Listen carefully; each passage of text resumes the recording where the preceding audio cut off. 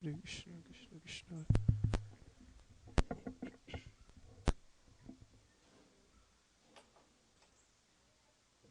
Hare Krishna. No, I don't know. Thank you. Hare Krishna. Oh, do we have that? Yeah.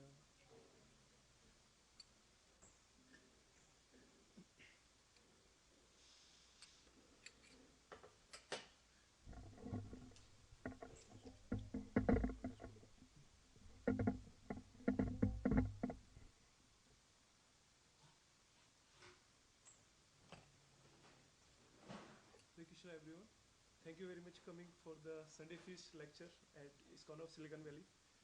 So we'll start with Jai Radha Madhav, and it's on songbook page number.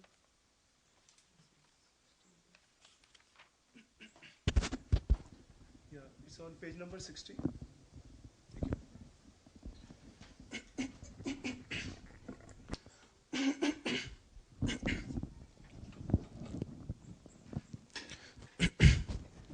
Hare Krishna, Krishna Krishna, Hare Hare, Hare Ram, Ram Ram, Hare Hare.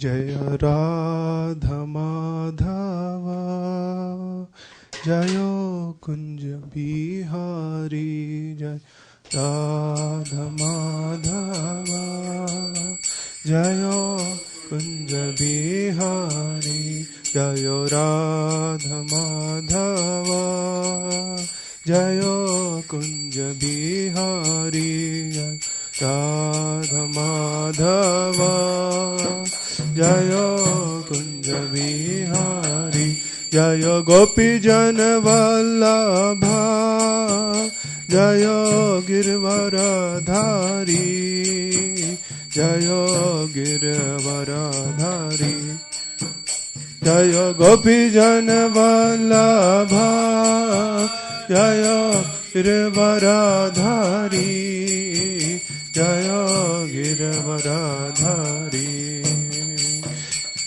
Yashodanandan Braj जन रंजन यशोदानंदन ब्रज जन रंजन यशोदानंदन ब्रज जन रंजन यशोदानंद ब्रज जन रंजन यमुना तीरा वनचारी यमुना तीरा वनचारी यमुना तीरा वनचारी यमुना तीरा वनचारी जय राधा माधव जय कुंज बिहारी जय राधा माधव जय कुंज बिहारी नमो विष्णुपदाय कृष्णपृष्ठाय भूतले श्रीमते भक्ति वेदांत स्वामी इति नामने नमो विष्णुपदाय कृष्णपृष्ठाय भूतले श्रीमते भक्ति वेदांत स्वामी इति नामने नमस्ते सरस्वती देवे गौरवाणी प्रचारणे निर्विशेष शून्यवादी पाश्चात्य नमस्ते सरस्वती देवे गौरवाणी प्रचारणे निर्विशेष शून्यवादी पाश्चात्य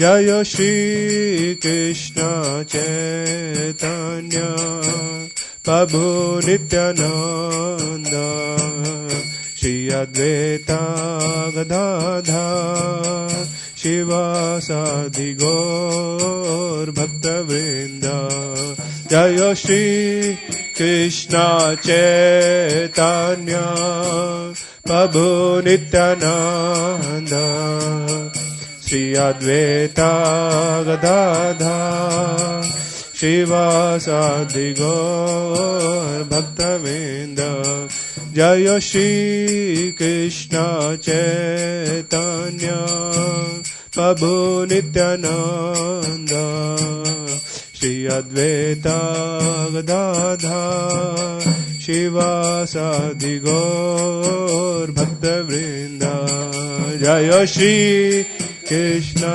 Chaitanya Prabhu Nityananda Shri Advaita Gadadhar Shivasadi Gaur Bhakta Vrinda Hare Krishna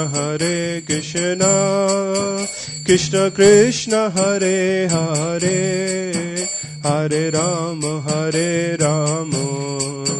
Rama Rama Hare Hare Hare Krishna Krishna Krishna Hare Hare Hare Rama Rama Rama Hare Hare Hare Krishna Krishna Krishna Hare Hare Hare Rama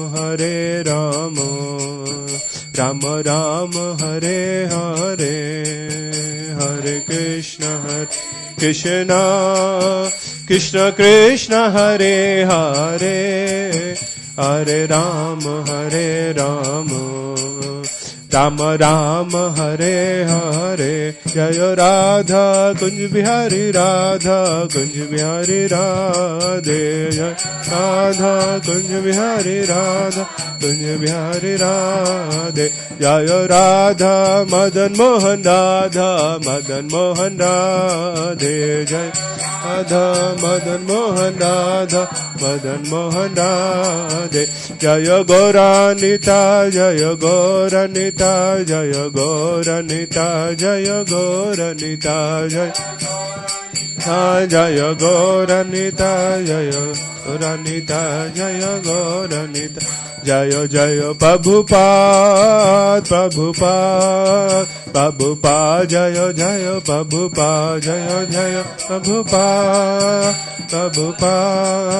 Prabhupada Jaya Jaya Prabhupada Shri Prabhupada की जय और भक्तवृंद की जय जय विश्वपाद ब्रह्म स्वर विचार अष्टोशत Shrimad his divine grace ऐसी भक्ति वेदांत स्वामी श्री प्रभुपाद की जय जय विष्णुपाद ब्रह्म स्वर विचार्य अष्टोशत श्रीमद हिज होलनेस भक्ति सिद्धांत सरस्वती ठाकुर गोस्वामी महाराज की जय अनंत कोटि वैष्णवंद की जय नामचार्य दास ठाकुर की जय प्रेम से कहो श्री कृष्ण चैतन्य प्रभु नित्यानंद श्री अद्वैत गदाधार शिवासादि गौर भक्तविंद की जय श्री राधा कृष्ण गोप गोपीनाथ श्याम कुंड राधा कुंड गिरि गोवर्धन की जय मथुरा वृंदावन धाम की जय पुरुषोत्तम छे जगन्नाथपुरी धाम की जय गंगा माई यमुना माई की जय भक्ति देवी तुलसी महारानी की जय All glories to assembled devotees, Hare Krishna. All glories to assembled devotees, Hare Krishna. All glories to assembled devotees, Hare Krishna.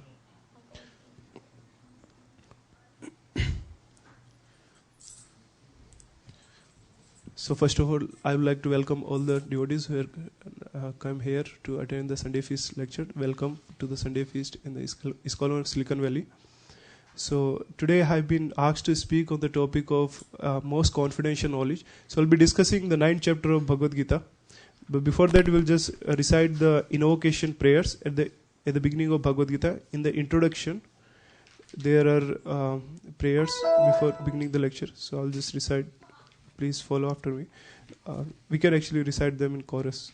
Om Gyan Timrandhasya Gyananjan Shalakaya Chakshu Unmiltam Yena Tasme Sri Gurve Nama श्रीचैतन्यमनोभीष्टं स्थापितं येन भूतले स्वयं रूपा कदा मह्यं ददाति स्वपदान्तिकं वन्देऽहं श्रीगुरो श्रीयुतापदकमलं श्रीगुरुवैष्णवांश्च श्रीरूपं साग्रजातान् सहगणा रघुनाथान्वितं तं सजीवं साद्वैतं सावधूतं परिजनसहितं कृष्णचैतन्यदेवं श्रीराधाकृष्णपादान् सहगणा ललिता श्रीविशाखान्वितांश्च हे कृष्णा करुणा सिंधु दीनबंधु जगतपते गोपेश गोपिका कांता राधा कांता नमस्तुते तप्त कांचन Gaurangi Radhe Vrindavaneshwari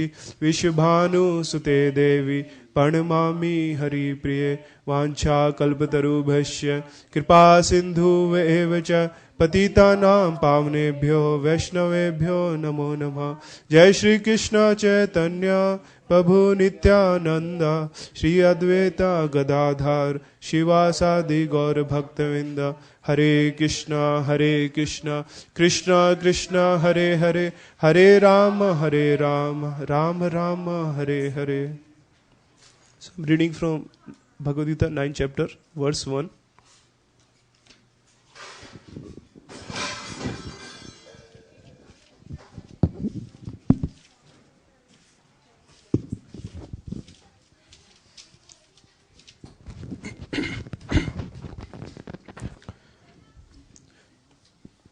Shri Bhagavan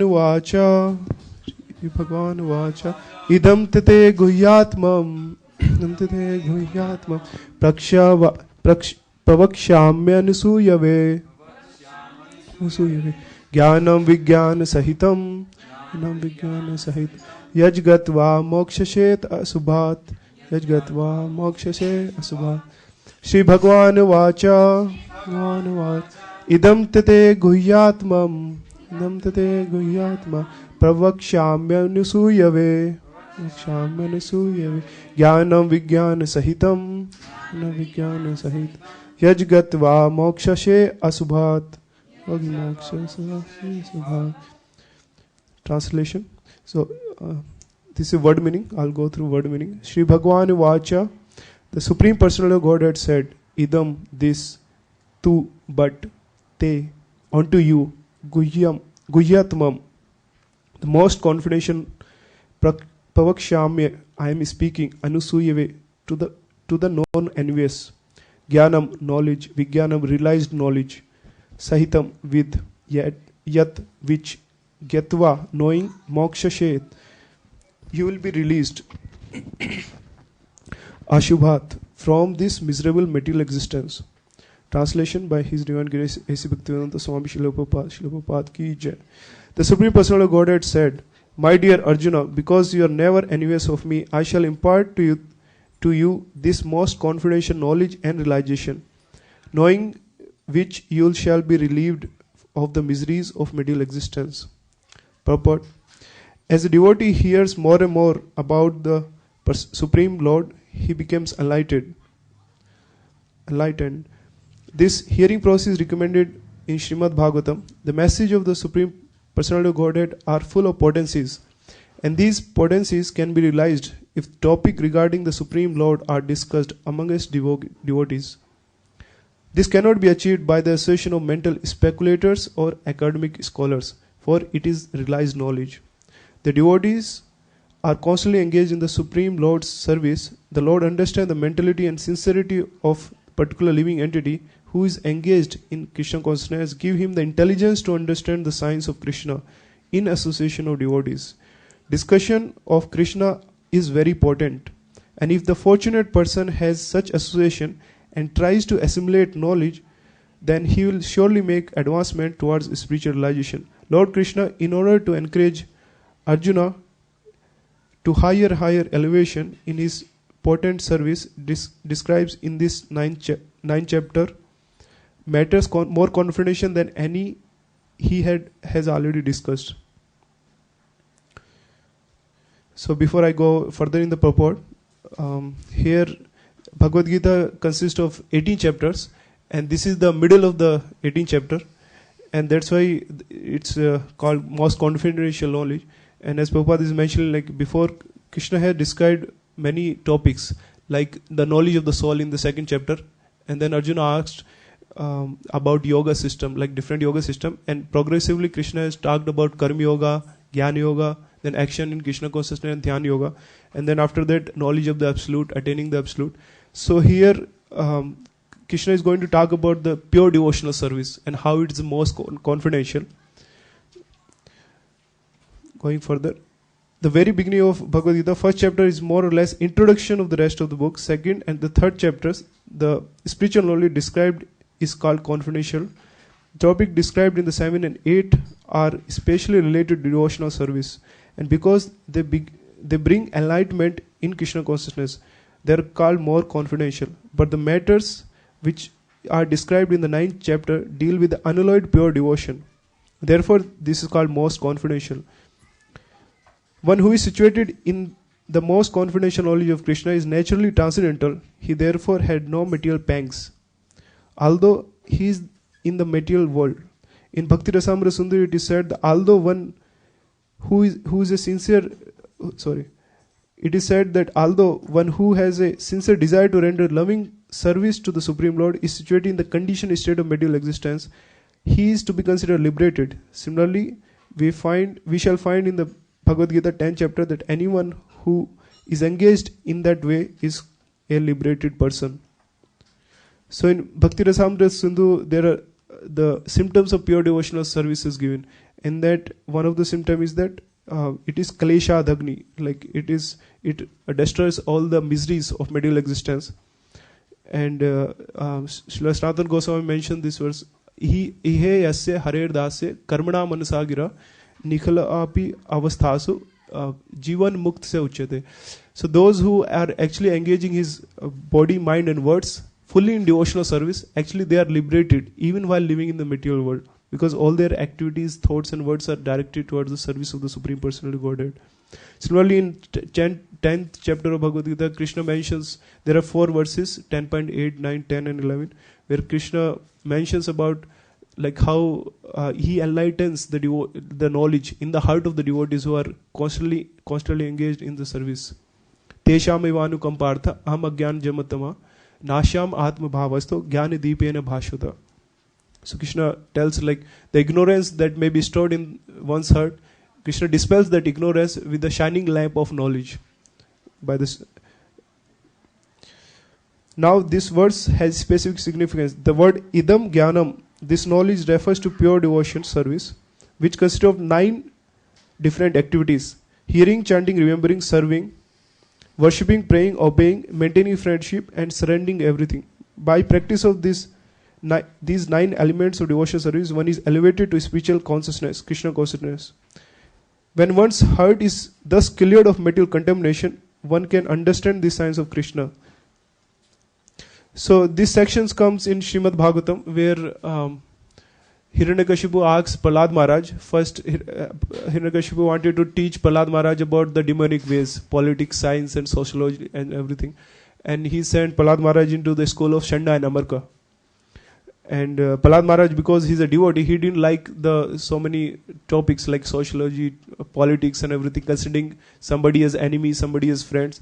And he wanted to see everyone as part and parcel of Krishna, because he was given the knowledge by Narad Muni. When Prahlad Maharaj was in the womb of the mother, that time Narad Muni saved her mother and gave her protection. And Narad Muni imparted this knowledge. So Prahlad Maharaj in the womb have heard this knowledge, Bhagavad Dharma, from Narad Muni. So none of the other knowledge that is going to be he's going to be exposed in the school of Shanda and Amarka, he's not going to be he didn't get attracted to those. And so when Prahlad Maharaj was brought back to the house, and Hiranyakashipu asked him, what is the best of the knowledge that you have thus far learned? So that time Prahlad Maharaj told, Sharanam Kirtanam Vishnu, Smarnam Pad Sevnam, Archanam Vandram Dasyam, Sakhyam Adnivedram, Iti Punsar Pada Vishnu, Bhaktas Chev Nav Lakshanam, Kriyate Bhagavate Vada, Tat Manyate Adhitam Uttamam. So Prahlad Maharaj tells that I consider this knowledge to be the highest, performing 9 processes of devotional service. And this starts from hearing. Sharanam Kirtanam Vishnu. So in the earlier chapter, in the purport also, Prabhupada mentions how this message starts with Sharanam. When we hear the message of the Supreme Personality of Godhead, that it cleanses the desire of material desires and material enjoyment from the heart of the devotee. And this comes in Srimad Bhagavatam also, where in the second chapter of Srimad Bhagavatam, there is a whole series of verses where Srila Sud Goswami mentions like what is the progression. Shanutam Sakatha Krishna, Apunya Sharana Kirtana, Hiddasto Anta Abhadrani, Vidnoti Suharta Satam. Nashtprai se Abhadreshu, Nityam Bhagavata Sevya, Bhagavati Uttam Shloke, Bhaktir Bhakti Nashtaki. So, living in this material world, one may develop the contamination because of the nature of the soul is Satchitanand. But when it comes in the material world, it get contaminated by the impurities of the material world. It has the attachment and so many anarthas like lust, greed, anger, pride, envy, illusion. And so, because of this contamination, there are miseries, like it causes the miseries, like one is not able to decide what is favorable for one's spiritual advancement, and one engages into activities which are detrimental to one's actually happiness. Everyone is looking for happiness in this world, but people are misguided because they don't know how to get that happiness. Whatever happiness we try to get on the material platform, it is temporary. Like in 5th chapter, Krishna talks that yehi sam isprajab hoga dukhiyone evte Adya Antavante Konte, Nateshuram Te Buddha. That the happiness that is derived from trying to enjoy the senses with the sense object, it is temporary, and the intelligent people do not drive taste into this. They know this has a beginning and the end. So how to get happiness? So that is where the topic of devotional service starts. That nature of the living entity is to be happy, Anandmaya Abhyasat. So it cannot live without driving pleasure, trying happiness somewhere. It has to find bliss somewhere. So in 5th chapter, Krishna talks that happiness is actually inside, not outside. Trying to acquire things, as possess things, as try to enjoy matter, that is not the way one can be happy. In fact, Prahlad Maharaj tells, if you want to be happy in this material world, don't try to be happy in this material world. Because the happiness in the material world, the nature of the happiness in the material world is that it's like chasing a mirage. Like in a desert, sometimes the sunlight is reflected and it seems like there is a water somewhere. But when we go near to that place, there is no water. Similarly, in one's life, one may have ideas or like plans how to be happy in the material world. And one may have planned that if I just do this particular, just achieve this particular goal, I'll be happy. But after one gets into, like achieves that goal, one sees that the charm, that attraction of the of that particular goal is gone, and one further goes, keep on chasing the goals. So Bhagavad Gita Krishna tells that actually happiness is inside. Like happiness is the state of the mind, and one can be happy when one is situated in the constitutional position as a servant of the Supreme Personality of Godhead. There is a song that tells Krishna Das, Yehi Viswas. What is? Yeah, that is also a verse that tells like constitutional position of living entities to be eternal servant of the Lord. Jivere Savrup Hoye Nityare Krishna Das. Vaisheshika Prabhu sings a song. It comes, I think Radha Krishna Bol Bol. In that there is a line comes that Krishna Das Ei Viswas Korlo Taro Dukho Nai. Means if we just understand I am the servant of the eternal servant of the Supreme Personality of Godhead, then there will be no unhappiness or no miseries. And actually I'll just complete the purport. There are few things in the introduction preface which are very striking. Prabhupada very simple statements giving lot of knowledge, and these are profound statements in introduction preface. So I'll just go through it. Where this same knowledge is given. How if we understand that we are the eternal servant of the Lord, then one can be always happy and will not get into miseries. So among all the knowledge, the most confidential knowledge is to how to revive our constitutional position in the material world. So that's why we have taken this topic. What is knowledge? Sometimes people, we should have the proper idea. What is, so in Ishopanishad there is a verse that tells Vidyancha avidyacha yastad vedo bhayam saha avidyam mrityu titva vidyamrit ashnute. So actually I'll just read the translation of that verse. This is mantra, Ishopnishad mantra 10. No, mantra 12. Vidyam cha avidyam cha yastad vedo bhayam sa avidyam mrityu titva vidya amrut ashnute. Only one who can learn the process of nascence and that of transcendental knowledge side by side can transcend the influence of repeated birth and death and enjoy the full blessing of immortality. So, what is avidya and vidya? So, vidya is here in Ishopnisha is mentioned as knowledge about the spirit soul. And in second chapter, Krishna talks definition of knowledge. Knowledge is to know the matter and know the spirit and know the controller of both. So, that is the complete knowledge. And in different places, Prabhupada mentioned that the knowledge that we are getting through our academic material education, the contemporary knowledge that we get from our college and universities, actually one-sided knowledge, because it's only talking about the matter, how to control matter, how to manipulate matter, all these things. But it is lacking the emphasis and even the knowledge, clear understanding of the knowledge of the soul. So at one place, Prabhupada mentioned that, actually in this purport only, when one's heart is thus cleared of material contamination, one can understand the science of Krishna. Simply to understand that living entity is not material is not sufficient. That may be the beginning of spiritual realization, but one should recognize the difference between the activities of body and spiritual activities of one who understand that he is not the body. So here Prabhupada is mentioning that just the knowledge itself is not enough, that we are not the body or we are the spirit soul. One should also act on that spiritual platform.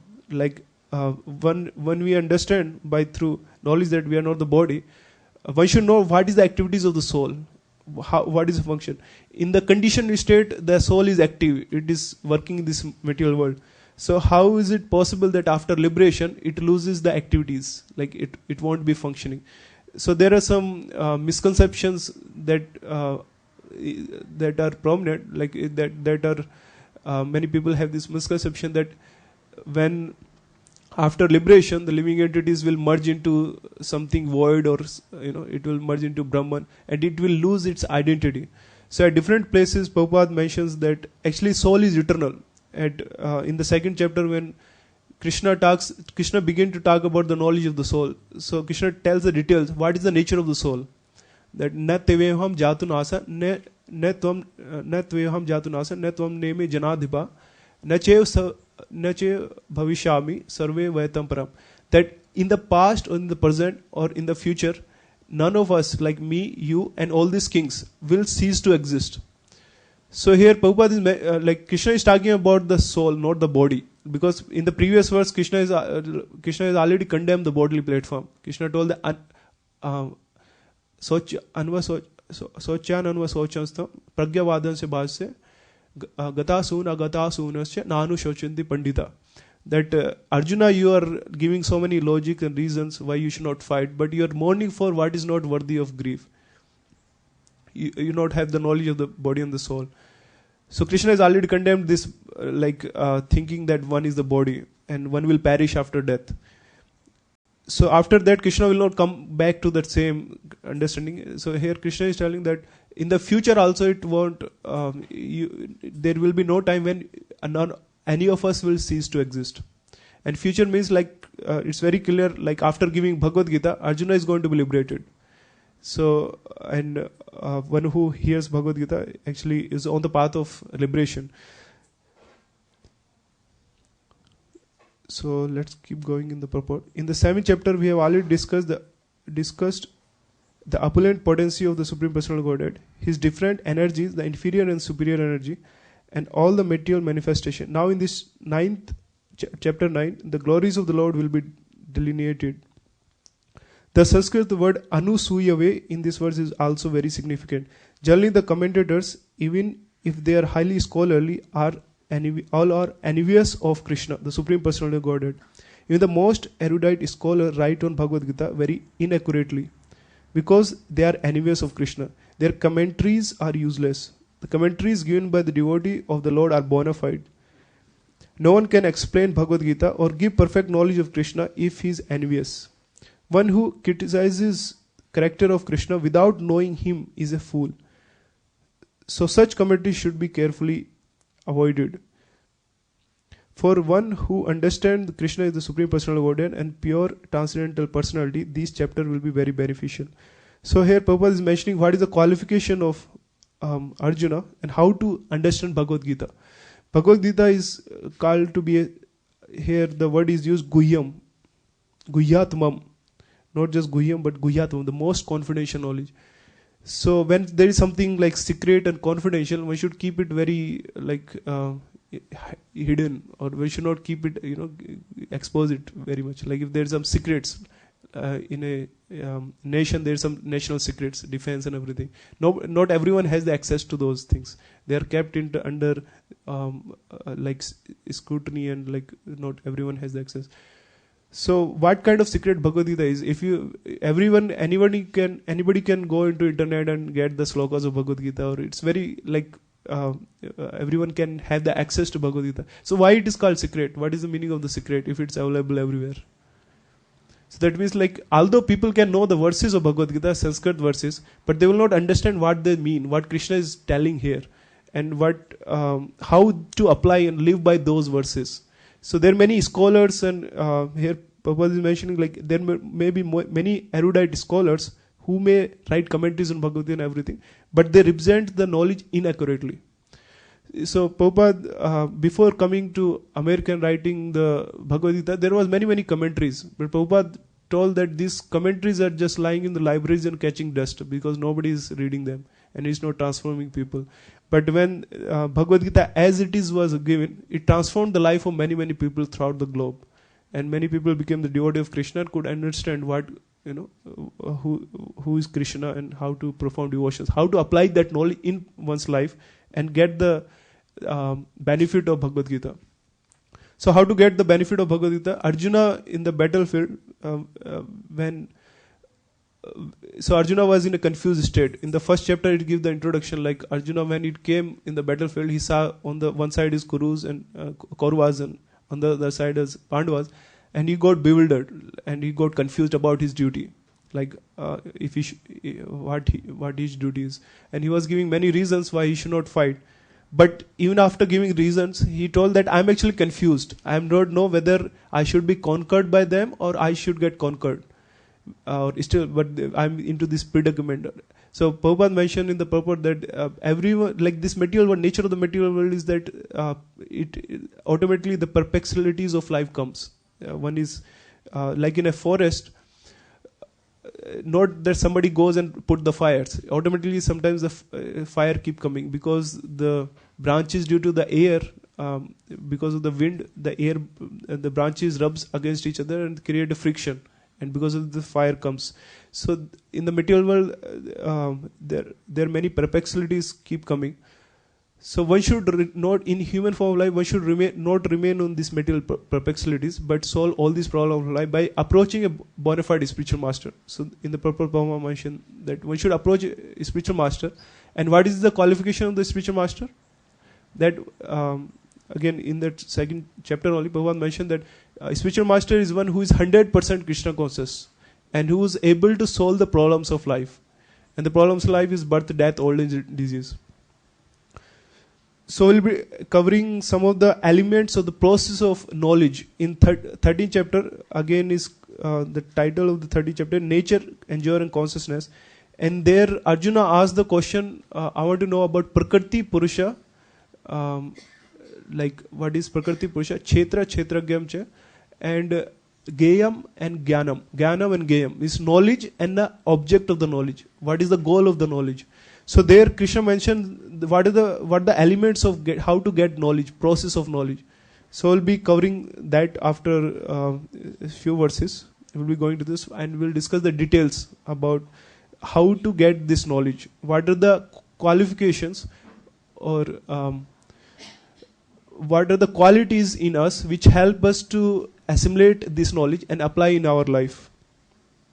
So here one of the qualities given is Anushuyave. One should be non-envious. Or the opposite of Anusuyave is that one is a devotee, one is a bhakta. One who's approach Krishna with a favorable attitude, not in challenging attitude. So in 4th chapter, Krishna tells that this knowledge is eternal, and I am giving this knowledge to you, Arjuna, because you are my friend and a devotee. Krishna tells that Bhaktosi me sakha cheti rahasyam hetit uttamam. So this is a rahasyam, this is a secret. Not everyone can have the access to this knowledge of Bhagavad Gita. Although they can know the verses, but they will not know the spirit of Bhagavad Gita. But Krishna is giving this knowledge because Krishna saw some qualification in Arjuna. So maybe we can have a little discussion in here. What is the qualification do you think Arjuna had? Why Krishna chose Arjuna to give this knowledge? Any comments? Friend. He's a friend. He's a sakha. Bhaktasam sakha. Yes. What else? He's a devotee, right? And his mind and senses are very fully controlled also. He has faith, and he's the best student of Dronacharya. Like many Dronacharya taught Kauravas and Pandavas, but at one point in time he wanted to test who all have nicely practiced and qualified. So then he put a bird on a tree and asked to pierce the eye of the bird, and he wanted to check who has the focus. So only Arjuna could pierce the eyes, and when he was seeing the bird, he was just focusing on the eye of the bird. He was not seeing the tree and everything else. So he has the mind and senses under control, and he was faithful, and he's a devotee. How do you know Krishna is? I mean, there are many stories. One time before the battlefield, both Duryodhana and Arjuna on the side of Pandavas went to Krishna to have Krishna on their sides. Because they knew if Krishna is on any of these sides, they will be victorious. Krishna's army is very powerful, and Krishna's strength is very much there. So Duryodhana went first, and he sat near the head of Krishna. When they went there, Krishna was sleeping that time. So he sat near the head, and then Arjuna came and he saw Krishna is sleeping. So he was waiting near the lotus feet of Krishna. So when Krishna woke up, whom he saw first? Who was sitting near his lotus feet. So he saw Arjuna. He welcomed Arjuna. And then the Duryodhana also made his presence felt. So Krishna said, Duryodhana, you also come. So Krishna knew the reason why both have come. But still he asked, the reason why you came. And after discussing, then Krishna told that because I will not be fighting in this battle. I will not take any weapons. So on one side I will be there without any weapon, and I will not be fighting. On other side is the whole my army, all Narayani Sena, very powerful army is there. So please choose one. So Duryodhana really wanted to get the army. So he thought, I'll go because I came first, so I'll choose. But Krishna told that first of all I saw Arjuna first, and second is he's a younger, because younger should be given the first chance. So he should go first. Then Arjuna didn't have any second thought. He immediately told, I want Krishna on my side. So Duryodhana told, okay, then what is left is Narayani Sena, so I'll just take it. So what do you think? Arjuna didn't know that Krishna is not going to fight. Why did Arjuna choose Krishna, although he knew that he's not going to fight? He's the greatest support even without weapons. Yeah, because he's a devotee. He knows if the Supreme Lord is on my side, all good fortune and all victory and everything will be my side. So it is said that although Kauravas was so many, there were many powerful warriors like Dronacharya, Bhishpitama, and many other people were there on the other side, Karna. But because Krishna was on the side of Pandavas, although they were only 5, but they won. And towards the end, in the beginning, Dhritarashtra asked Sanjay that Dharm Kshetre Kurukshetre Samaveta Yudhaseva Mamaka Pandavasya Kim Agarvata Sanjay. That this my sons and the army of my sons and Kauravasan, they are assembled on the battlefield of Kurukshetra, desiring to fight. What did they do? So when two armies are assembled on a battlefield desiring to fight, what will they do? They will just fight. So actually Dhritarashtra is asking a redundant question as such. But his intention to ask the question is, who is going to win? Because this Kurukshetra is a Dharma Kshetra, and it can influence the result of the war. So I wanted to make sure that, can you please tell me so that Kauravas are winning and everything. So the last words of Bhagavad Gita, Sanjay tells the opinion, Yatra Yogeshwaro Krishna, Yatra Partho Dhanurdhara, Tatra Shriyo Vijay Bhuva, Dhruva Nitir Matir Mama. That where there is Krishna, who is Yogeshwara, best of the yogis, and Yatra Partha Dhanurdara, who is the best of the archer, is Arjuna. There, all this opulence, victory, extraordinary power, and all these things will be there. So the answer is given the last words. So we see Pandavas, because they are always faithful, and Krishna protected them all the time. Even when they were in the forest, many times some trouble came, and so always Krishna was there. We see in the Draupadi, when what she was being destroyed in the Kauravas assembly, Krishna supplied the unlimited cloth. Similarly, at one time in the forest, they were Duryodhana sent Durvasha Muni, because to go to the time when they have finished the lunch, or like they have finished the prasadam. Draupadi had this perennial, what is that, like the Akshay Patra, like it used to produce like unlimited food, but it will end when Draupadi is going to take the last meal, so it will not further produce. So Duryodhana wanted to plot out so that he goes, like the Durvasha Muni goes with thousands of his disciples at the time when Draupadi has taken the meal, because he wanted to plot that, create trouble. So we can see all the Pandavas, they didn't have much materially. They were living in the forest without, so much opulence. They were peaceful, but on the other side, although Duryodhana had everything, he had the kingdom, all these things, but still he was miserable, because he was always thinking how to create troubles for Arjuna. So it's not the material assets that create happiness. It's our satisfaction of the heart when we are situated in our position, constitutional position as a servant of Krishna. So that time also Krishna again came, because Draupadi thought about Krishna, and the Krishna came and he just took the grain that was left in that pot, and Krishna was satisfied. And because Krishna was satisfied, all the Durvasha Muni and all the disciples were satisfied. So it said, Yasmin Tuste, Sarvam Tuste, something like that. There is a word that Yasmin Tuste, Jagat Tuste. Yeah. If Krishna is satisfied, everyone is satisfied, because Krishna is the root of the whole existence. Yatha taro mool nishechenena tripiyantis yatsanka bhujopi shaka pranopahara cha yathendriyana tatev sarvaharanam achyutejya.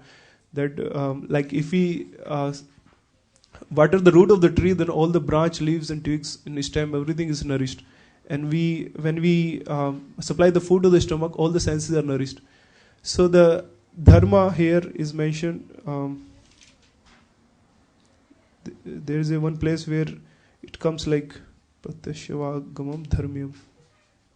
In the next verse, in 9th chapter, it talks about dharma.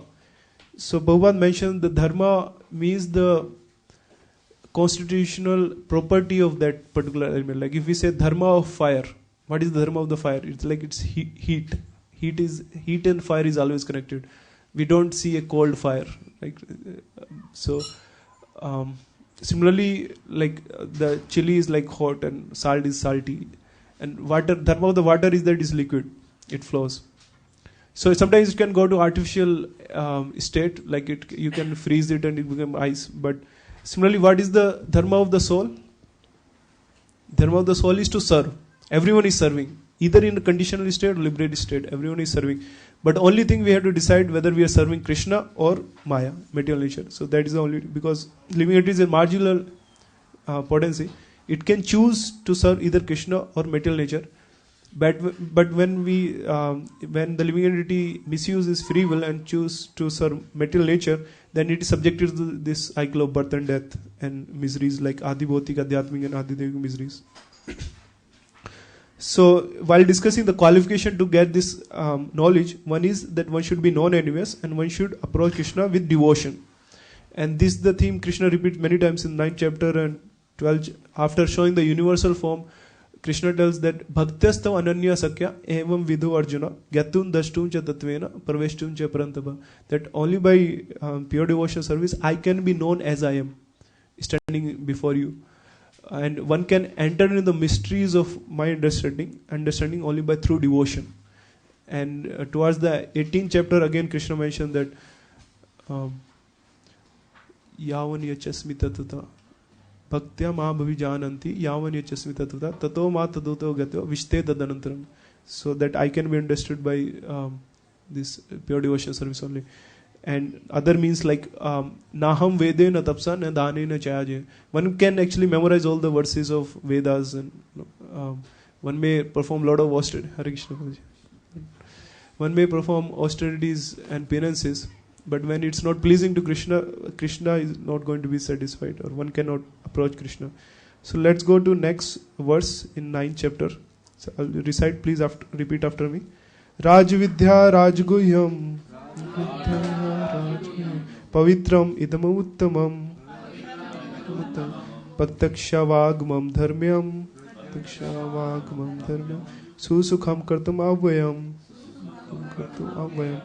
Translation: this knowledge is the king of knowledge, the most secret of all secrets. It is the purest knowledge, and because it gives direct perception of the self by realization, it is perfection of religion, it is everlasting, and it is joyfully performed. Purport: this chapter of Bhagavad Gita is called King of Knowledge because it is the essence of all doctrine and philosophy explained before. Among the principal philosophers of India are Gautama, Kanada, Kapila, Yajnavalkya, Sandilya, Vaishnavara, and finally there is Vyasadeva, the author of Vedanta Sutra. So there is no dearth of knowledge in the field of philosophy and transcendental knowledge. Now the Lord says that this 9th chapter is the king of such knowledge, essence of all knowledge that can be derived from study of the Vedas and different kind of philosophies. It is most confidential because the confidential transcendental knowledge involves understanding difference between the soul and the body, and the king of all confidential knowledge culminates in devotional service. So all the Vedas, in 15th chapter Krishna tells, Vedes sarve hame vedo, Vedant kirt ved videv chaham. That all these Vedas actually coming from me, and I am the knower and the goal of the Vedas. So when Krishna is telling something, that is the conclusive knowledge of the Vedas. Next, in the purport, generally people are not educated in this confidential knowledge. They are educated in external knowledge. As far as the ordinary education is concerned, people are involved into so many departments: politics, sociology, physics, chemistry, mathematics, astronomy, engineering, etc. There are so many departments of knowledge all over the world, and many huge universities.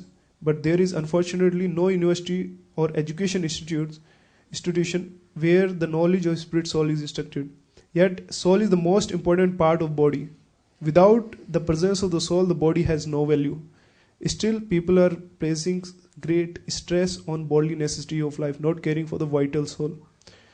Bhagavad Gita, especially from the 2nd chapter on, stresses the importance of soul. In the beginning, Lord says that this body is perishable and the soul is not perishable. Antuvantum ime deha nitya sokta saririna. This is the confidential part of knowledge, simply knowing that the spirit soul is different from the body and its nature is immutable, indestructible and eternal. But that gives no positive information about the soul. So this is important, like positive information about the soul. Many of the people have understanding we are not the body, like Gyanis also understand we are not the body. But they don't have the positive information, what exactly is the property and the activities of the soul in the liberated state. So many times the Gyanis go into neti process, note this. But they tell Jagat Brahm Satyam, Jagat Mithyam. So the Brahman is truth and Jagat is Mithyam, because it keeps changing all the time. But what is that Brahman? What is the activities in that Brahman platform? They don't have. So to get this knowledge, one has to approach scriptures. And like Srimad Bhagavatam talks about the knowledge about the spiritual world. It talks about Vaikuntha planets. What are the activities? What are the living entities there? How everyone is centered, like everyone's services are centered in serving the Supreme Lord. So one should have positive information about the soul, and one should act on that platform. So that is the process of bhakti, devotional service. Like Rup Goswami tells about the progression, like from the conditioned state, one has this knowledge about there is a liberated state, there is a spiritual world, then one should practice Vedi Bhakti. One is conditioned, and conditioned by so many impression from so many births. So one has to practice Vedic Bhakti, and then by doing activities which are favorable for reviving the dormant nature, one can actually elevate oneself. So the whole progression from Ato Shraddha, Tato Sadhu Sangha, Tato Bhajan Kriya, Tato Anartha Nivritti, then Nishtha, Ruchi, and Bhava, and like that. So one can actually cultivate the love of Godhead, which is always there with the living entity. Nitya Siddha Krishna Prema Sadhya Kabhi Nai Sharnu Adi Suddha Chitte Karayode. So this is not something we are putting from outside. It is always there with us, like connection with the Supreme Lord. But it is covered over the influence of the material nature. So what one has to do is like give the oral reception to the sound vibration of Krishna, like Krishna's teachings, pastimes, name, form, qualities, and come to the temple, take darshan of the deities. So it's like somebody in a forgetful state. There is some disease, I'm forgetting the name, like but amnesia, right? Amnesia, when somebody forgets, so about he may forget about who is his father, mother, home, what his name also it can forget. So sometimes his pictures are shown, and people tell about the stories of his real life. Then he may recall those things. So we are coming to temple. We are seeing the deities Radha, Krishna, and we coming in association devotees. The whole atmosphere, Krishna consciousness. We are hearing the holy names, and we are discussing pastime. So it is resonating with the nature of the soul, and slowly the soul get this knowledge, which is already dormant in everyone's heart. One actually revives that knowledge. So Prabhupada gives the example that a child cannot start walking unless he has the innate ability to walk, just by practice. Before the child grows, like one has to take the finger and make him walk 1-2 steps, but still he may fall down. But the practice makes the child walks later on because he has a ability to walk eventually. Similarly, as a spirit soul, we may be conditioned not able to perform pure devotional service, but that ability is always there, but it has to be just rekindled by process of devotional service. So Rupa Goswami tells that one should accept the favorable and reject the unfavorable. Anukulasa sankalpa, partikulasa varjanam. And what are the things which are favorable for devotional service? There are 6 things in Nectar of Instruction Rupa Goswami mentions. Somebody, yeah. Can you take the mic, please? Because उत्साह निश्चय धैर्य तत्तत् कर्म प्रवर्तना संगस्तागो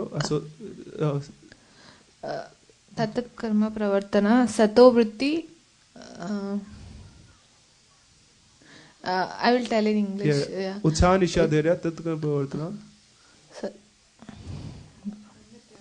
संग त्याग सतो वृत्ति सद्विद भक्ति प्रसिद्धति. So enthusiasm, utsaha, nishya, enthusiasm, determination, patience, following the rules and regulations of the process of devotional service, and then avoiding association on like those who are against like process of devotional service, and then associating with devotees. Similarly, there are unfavorable things which are unfavorable for devotional service. So that is atyahar parayasya prajalpo niyamagraha jan sangashyam cha lolyam cha sadbir bhakti vinashyati. So one should know these favorable and unfavorable things for devotional service and accept the favorable. Next, continuing the purport, sometimes people are under the impression the soul is different from the body, and that when body is finished or one is liberated from the body, the soul remains in a void and become impersonal. But actually that is not the fact. How can the soul which is so active within this body become inactive after being liberated from the body? It is always active. If it is eternal, then it is eternally active. And these activities in the spiritual kingdom are the most controversial part of spiritual knowledge. So this knowledge we cannot gain by our mental speculation or by any of the academical study. What are the activities of soul in the spiritual kingdom? But through the scriptures and through the knowledge of the great acharyas, we can get access to the information. That's why this is most confidential knowledge. What is the activity of the soul in the spiritual world? This knowledge is the purest form of knowledge, explained in Vedic scripture. In the Padma Purana, in the Padma Purana, man's sinful activities have been analyzed and are shown to be the result of sin after sin. Those who are engaged in fruity activities are entangled in different stages and forms of sinful reaction. For instance, when the seed of a particular tree is sown, the tree does not appear immediately to grow. It takes some time. It is first a small sprouting plant, then it assumes the form of the tree, and then flower and bear fruits. When it is complete, the flower and the fruits are enjoyed by persons who have sown the seed of the tree. Similarly, a person performs a sinful act, and like a seed, it takes time to fructify. These are different stages. The sinful action may have already stopped within the individual, but the result of the fruit of that sinful action is still to be enjoyed. There are sins which are still in the form of a seed, and there are others which are already fructified and are giving us fruits, which are enjoying as distress and pain.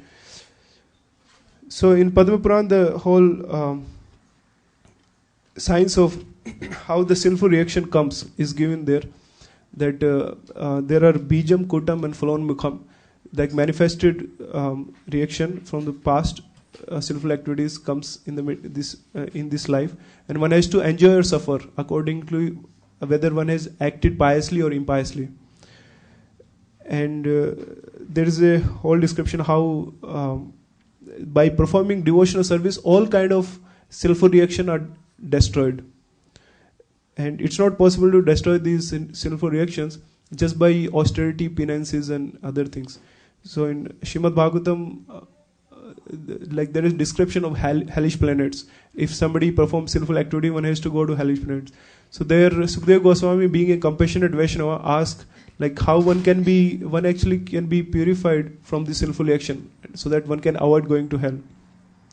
So there, Sukadeva Goswami tells like. Parikshit Maharaj asks the question actually.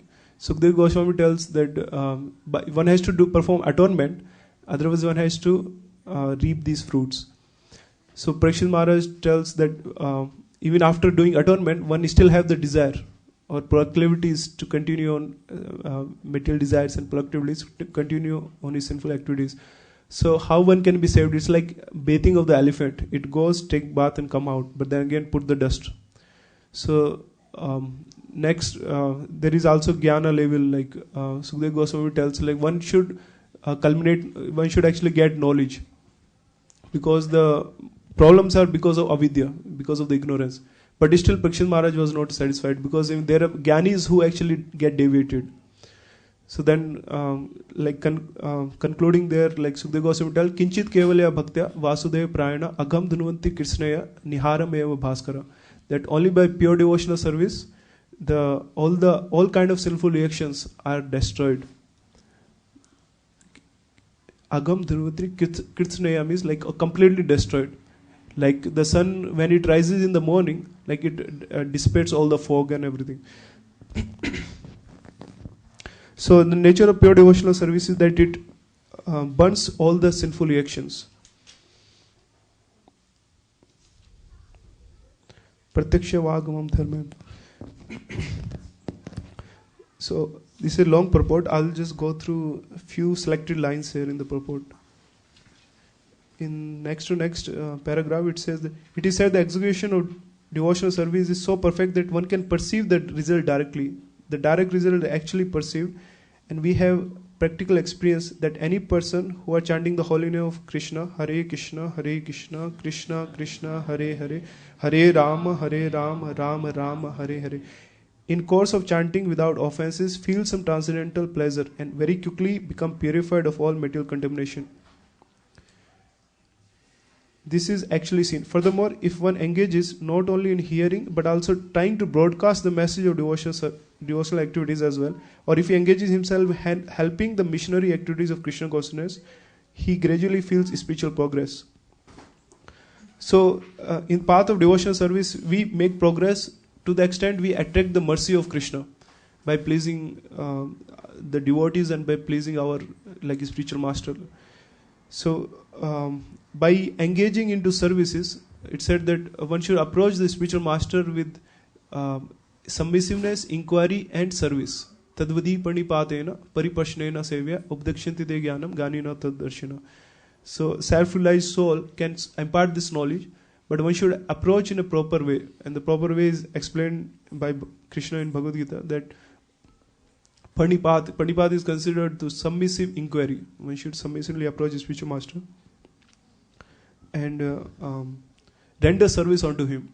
Because when one is rendering service, one is engaging his senses, mind and senses, into service. And that is how one get the senses purified. Because senses need engagement. In second chapter, Krishna tells that senses are very difficult to control. And even if one of the senses, the mind focuses on even one of the senses, it can carry away the mind of even an intelligent person. Like in an ocean, the boat can be carried away by the wind. Similarly, even one of the senses can carry away the mind, intelligence of the person on which the mind focuses. So how to control the senses? It's not possible to control the senses artificially. We cannot restrain the senses. One can actually restrain for some time, but then there's a tendency, or unless the heart is purified from material desire, one will again deviate and engage into material activities. So the solution is one has to get a higher taste. Param drashta nivarsate. Krishna tells that raso varjam vishya vinivartante niharasya dehinam raso varjam raso pasya param drashta nivartate. One may restrain himself from sense enjoyment, but the desire to try to continue enjoying this material sense object remains. But one is established by getting the higher taste. One is established into that, like one can basically control the senses. So how to get this higher taste? That is by engaging our senses. Like we can engage our senses, the tongue has two functions. One is like speaking and one is tasting. So one can chant the holy names and speak about the teachings of Bhagavad Gita and chant about the pastimes, Srimad Bhagavatam, Bhagavad Gita. So one can engage the tongue like that, and in eating one can taste the food stuff that is offered to the Lord. Right? When we offer to Krishna, then it becomes prasadam, and when we honor the prasadam, that actually helps into purifying us from the sinful actions. It said, Yagya sishta sino shancho muchyate sarkal bishay bhunkte te agam papa ye pachante atmakarna. When the food is first offered to the Lord and we partake that food, actually it purifies us from sinful reactions. Similarly, there is a description in 8th canto of Ambarish Maharaj, how 8th canto or 10th canto, something like it tells about Save mana Krishna padariyavendya vachansya vaikunta gunanu varnane karo harer mandir marjana adishu shruti chakra chutte shat kathadyo. So Ambarish Maharaj, he was a king. He had a opulent kingdom. He has family and minister and very big palace and elephants and horses, many other things. But he was not at all disturbed by this material engagement, because he used everything into Krishna service. Especially all the senses he engaged into service of Krishna. So he engaged his mind into thinking about the lotus feet of Krishna. Save mana Krishna padariyavendya vachas, and his tongue into speaking the glories of the Lord. Similarly, the nose into like smelling the flowers that is offered to the Lord, tongue into tasting the tulsi leaves which are offered to the Lord, and hands into cleaning the temple, legs into going to the temple of the Lord, and all is desire to serve the Lord, like that. So all the senses can be, and mind and intelligence can be engaged into Krishna service.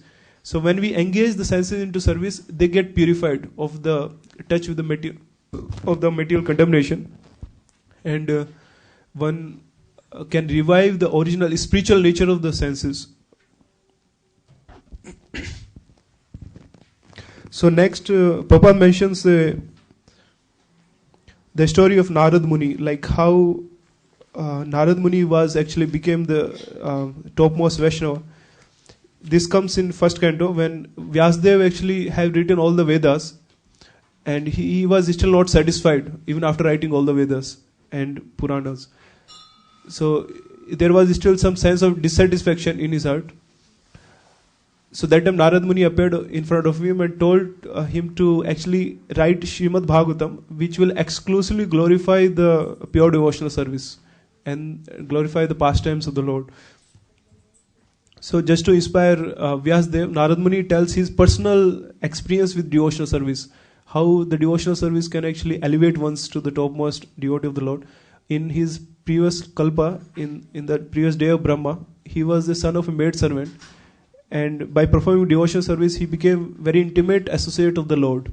So how that happened? Because he got association of Bhakti Vedantas, and he was serving them along with his mother, and he got a chance to partake the remnants of food with the permission of the Bhakti Vedantas. He took the remnants of food which were taken by Bhakti Vedantas before, and he also have other qualification, like his senses was controlled. He was speaking only to the point, like in the sense, like he was not having uncontrolled speaking, and he was not attached to plays, games. So like that, the qualification are given. But most important qualification Narad Muni had was like he was serving the great souls, and by serving the great soul, he revived the taste for hearing and chanting. It said that Shushrushu Sardadhanasya Vasudeva Katharuchi Syan Mahat Sevya Vipra Punya Tirth Nishevnath. So by serving the great souls, the great service is done, and one can revive one's taste for hearing and chanting.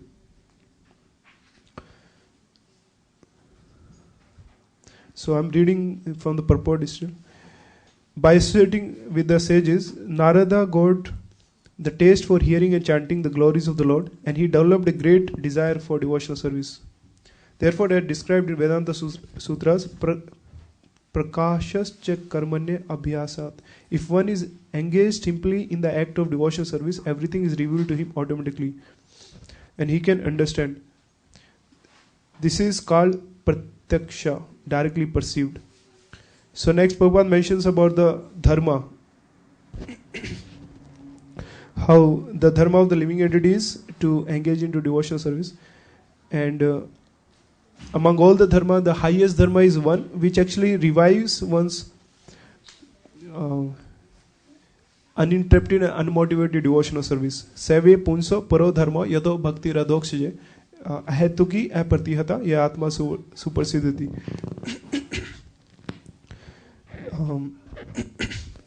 That is considered to be highest dharma by which one can actually revive one's like one can perform uninterrupted and unmotivated devotional service to the Supreme Lord, and that can fully satisfy the soul. So it doesn't not matter whether we are which nationality we belong, or which caste or creed or color we have, which language we speak. This is dharma means like it is the Sanatana dharma, is the eternal constitutional position of the living entity.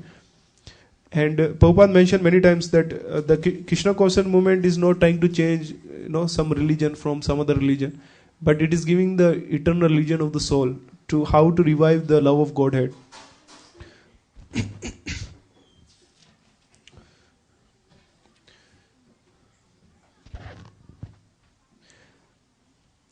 So next in Prabhupada mentioned the process of devotional service is very happy, susukham kartam avyam, and so like the Krishna consciousness is like hearing and chanting and feasting and sometimes fasting also. So like we had Nityananda Tradasi yesterday, so we had a half-day fast, but then after that there was a big feast. So there are other processes like karma kanda, gyan kanda. Like gyan kanda, you have to really use your intelligence, try to decipher the different grammatical Sanskrit and everything, and one has to control mind and senses like anything. And like dhyana process also, one has to perform very rigid discipline.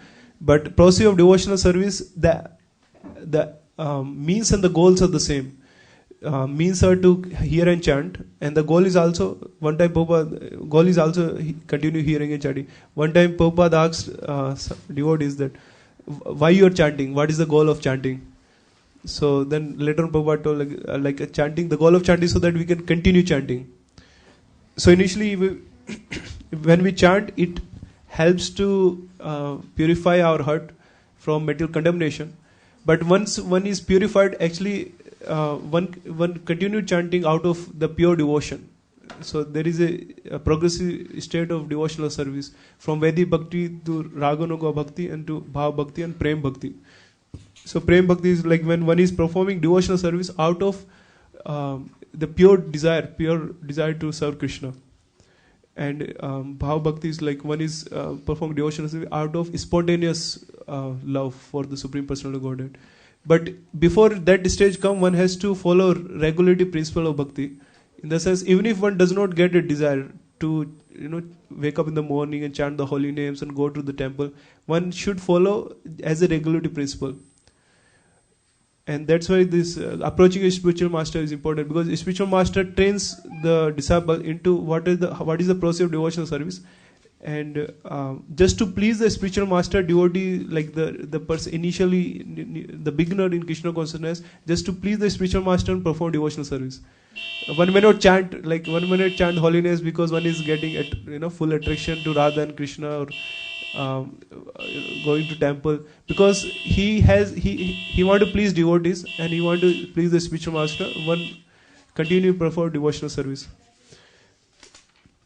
So like in initial days when Prabhupada came, many of the people were addicted to sinful activities, but they had very innocent faith and love for Srila Prabhupada, and Prabhupada was speaking and giving Krishna consciousness. So they were always meditating how to please Prabhupada, and they were like, even the lecture also they were trying to buy some Indian photos so that put them into the lecture hall and clean the hall and set up the hall.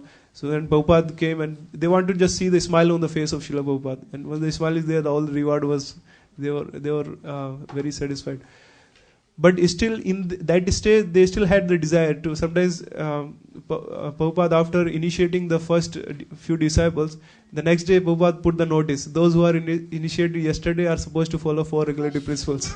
And devotee was surprised, okay, we have to follow these regulatory principles. But still the desire was there. Like some devotees were like in the ashram, some devotees were going and taking, what is this called? What? Donuts, yeah. There's some pastime. Devotee was going out and secretly taking donuts, and Prabhupada was coming after them and catching, and they were hiding under the table and everything. But they still want to, although desire was there, but they were performing devotional service just to please Srila Prabhupada. Excuse me, I just wanted to say that I think Prabhupada said when he saw they are not donuts, they are do-nots. They are do-nots. Yeah. Recently I saw in New York, when last time I went, the devotees had opened a donuts shop, and he has all the donuts offered to the Krishna and the devotees. And so one thing I think, yes, just to based on this verse you mentioned about, is very interesting, and Narad Muni's pastimes came about the Pratyaksha Vavagamam. So there is one, and Padma Puran came. So both these things strike into my mind. Yes, one interesting episode from. So the recitation of Srimad Bhagavatam, just like you say, Narayanam Namaskrityu Narochaivam Narottamam Devi Saraswati Vyasam Tato Jamudire, right? So Narad Muni actually happened to visit Badarikashram one point of time to see or meet Naranarayan Rishi at the same time. But on the way from his space shuttle, so he happened to go to Vrindavan, and he saw a young lady was crying in front of a two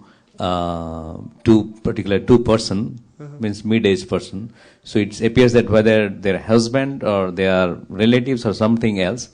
So Narad Muni came and asked about the welfare of, why you are crying of the baby.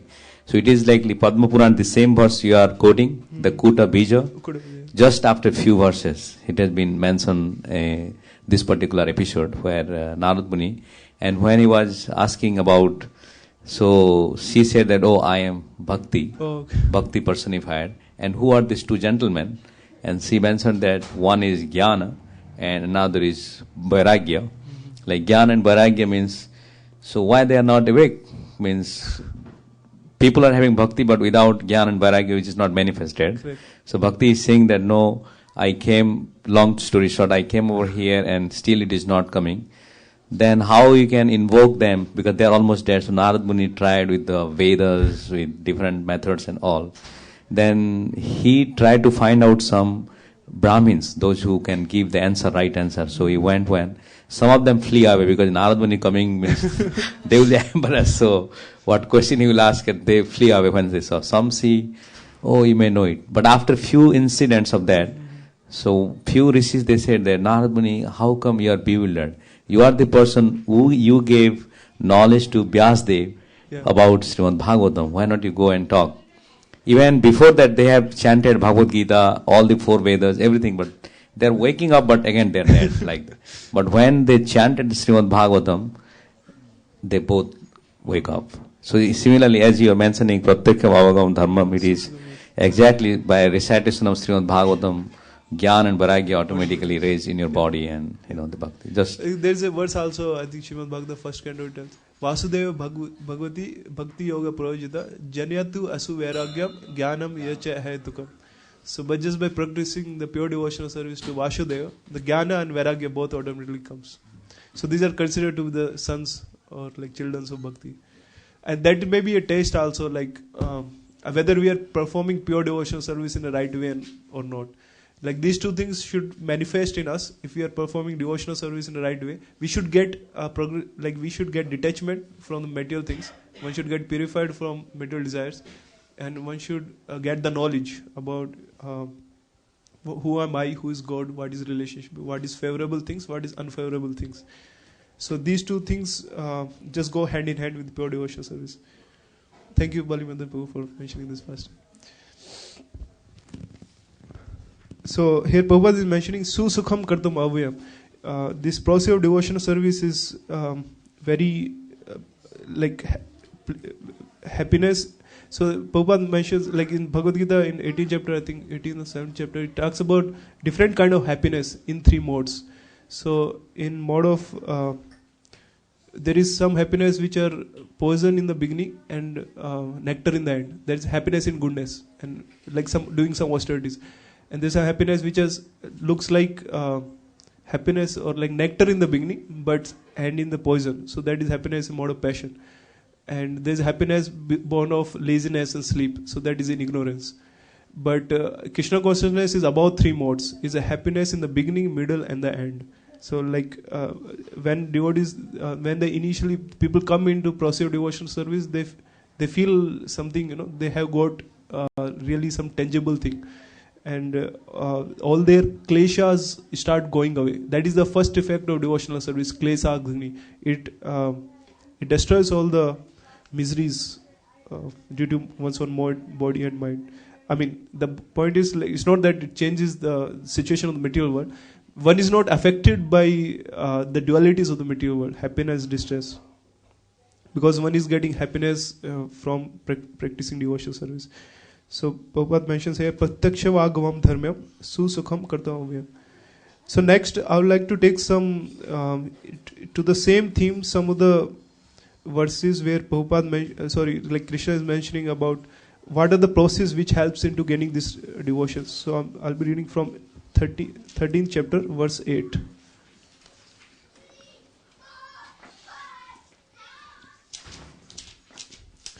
So here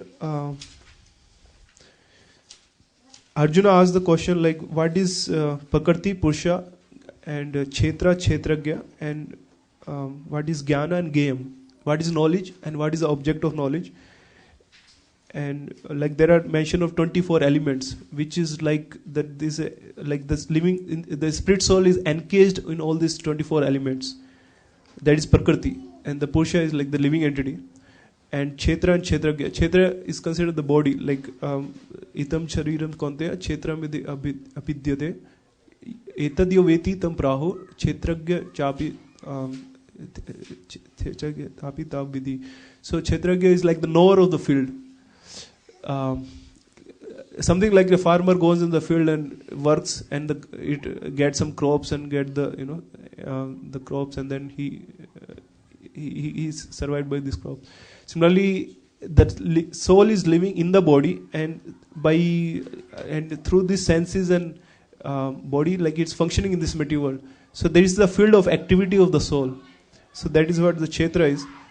And then Jnana and Gayam. So Jnana is the process, like what is the processes which helps us to come out of this engagement in these 24 elements. What are those elements? So this is what is described from 8 to 12. So we'll recite this together. Please repeat after me. Amanitvam adhambhitvam. Amanitvam adhambhitvam. Ahinsha shanti arjavam. Acharyopasanam socham. Sthairyam atmanigraha. Indriyartheshu vairagyam. Anahankar evacha. Janmratyu jaravyadi.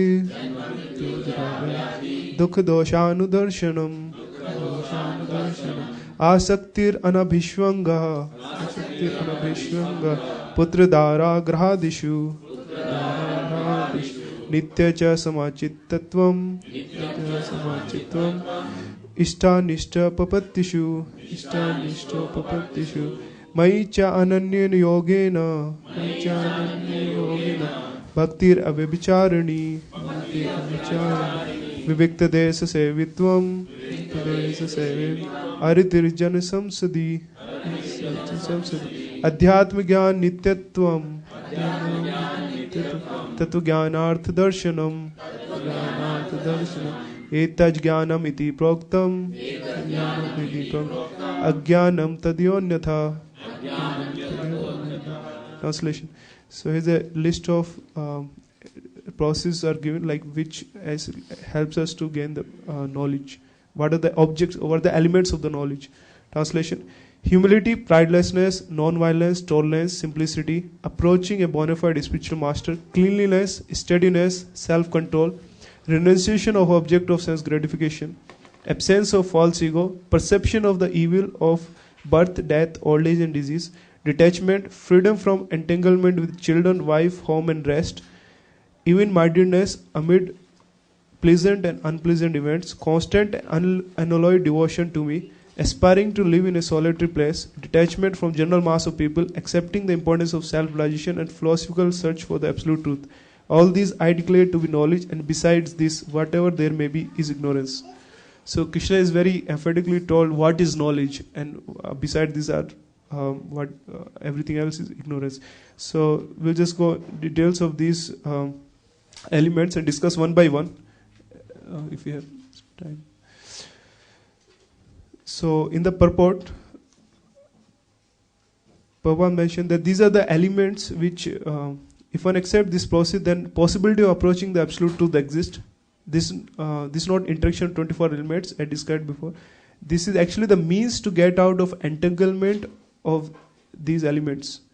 The embodied soul is entrapped by the body, which is casing made of the 24 elements, and the process of knowledge described here is the means to get out of it. So, of all the knowledge, the most important knowledge is to get the knowledge how to revive one's relation with the Supreme Lord. There is a verse in one of the Upanishads that tells there are two souls living in the heart, like is compared to the two birds sitting on the branch of the tree, and one bird is actually enjoying the fruits of that tree. It's like either like sukha and dukha is like two bitter and sweet fruits of this tree, like is enjoyed by one bird, and another bird is just watching that bird. And when this bird actually turns its face towards that other bird, that is Paramatma, then one actually can come out of the duality of this material existence and can get liberation. So the first element that is mentioned here is humility. And in the purport, Prabhupada mentions, as for the knowledge outlined here, the items may be analyzed as follows. Humility means one should not be anxious to have satisfaction being honored by others. Material conception of life make us very eager to receive honor from others. But from the point of view of a man in perfect knowledge, who knows that he is not the body, anything honor or dishonor pertaining to the body is useless. So the first element is mentioned is humility. Humility comes from the word humus, and humus is like like there is a fertilizer, like for the crop to grow, they put some fertilizers. It's called humus. So the humility is also considered the doorstep to bhakti. Like it's the first thing one should have to cultivate the devotion to the Supreme Lord. So when the heart is, once one is actually humble, one is in a proper state that one can receive, one can approach the Supreme Lord with a sincere feeling. Otherwise, if one is having this attitude that I am great and I accomplished many things, one cannot approach the Supreme Personality of Godhead with sincere feelings. In Srimad Bhagavatam, like in prayers of Kyun Kunti mentions that Janma Aishwarya Shruti Shribi Etad Mana Umadan Puan Neva Abhidhatu Va Tav Ankinchana Goshna. So if one is proud of this Janma, Aishwarya, Shruti and Shri, these things, one cannot approach the Supreme Lord with sincere feelings. So what is humility? Humility is also honesty. Honesty in the sense understanding who we are. One time Prabhupada was mentioning to one of his disciples that there is so many universes in this material world, and in one of the universes there is this universe, and there is a small planet, and there is a city and everything, and this particular leader is thinking that the whole universe is revolving around me. The point is like if we see the vastness of the material world, it's very big. Like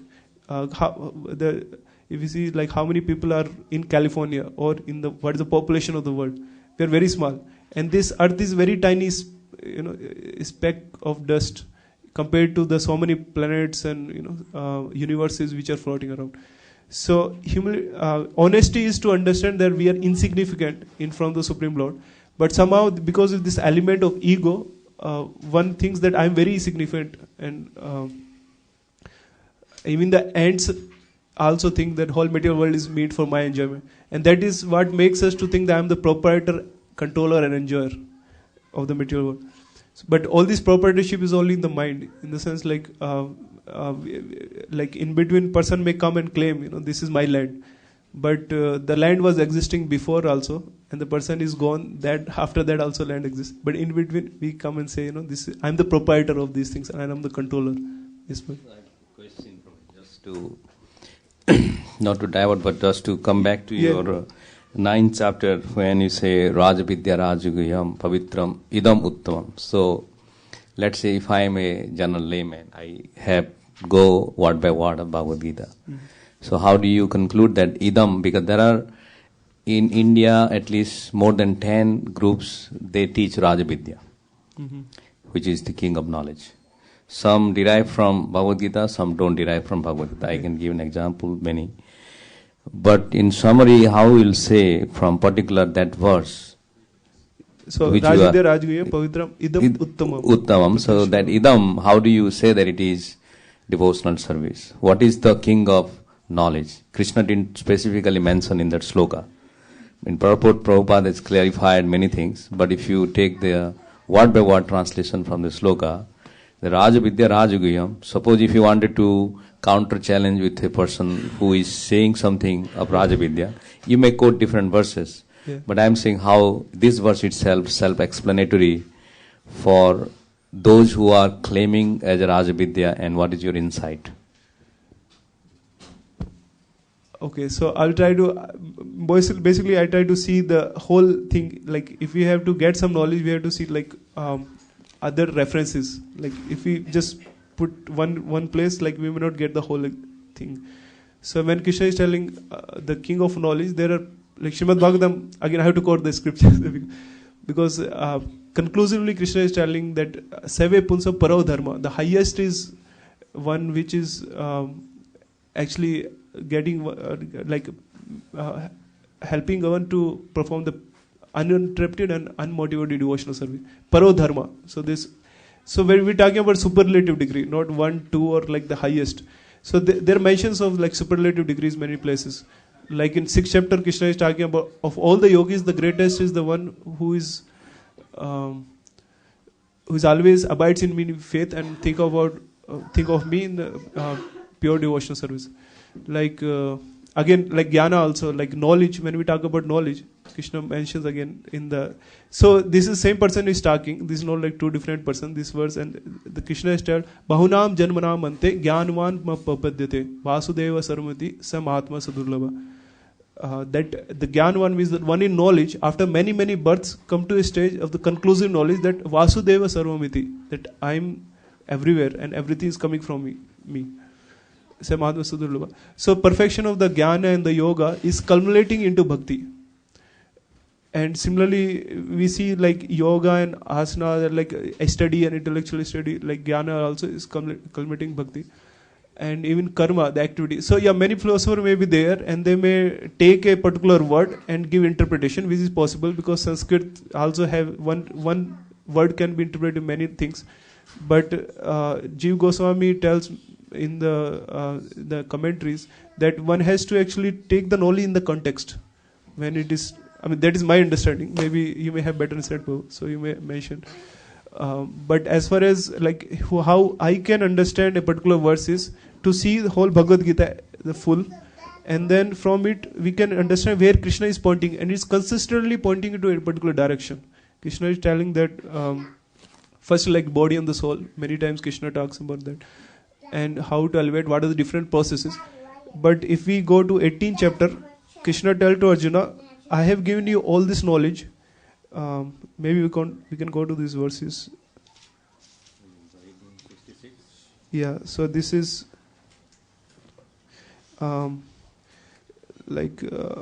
so this is 63.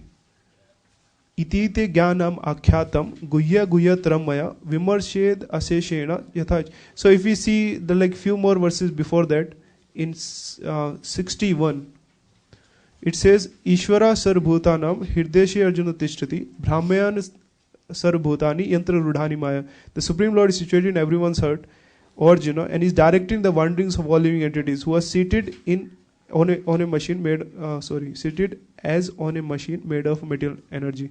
Next one, Tamev Sarnam Gacha Sarbhavena Bharata Tat Prasada Pram Santi Sthana Prapasi Shaswatam.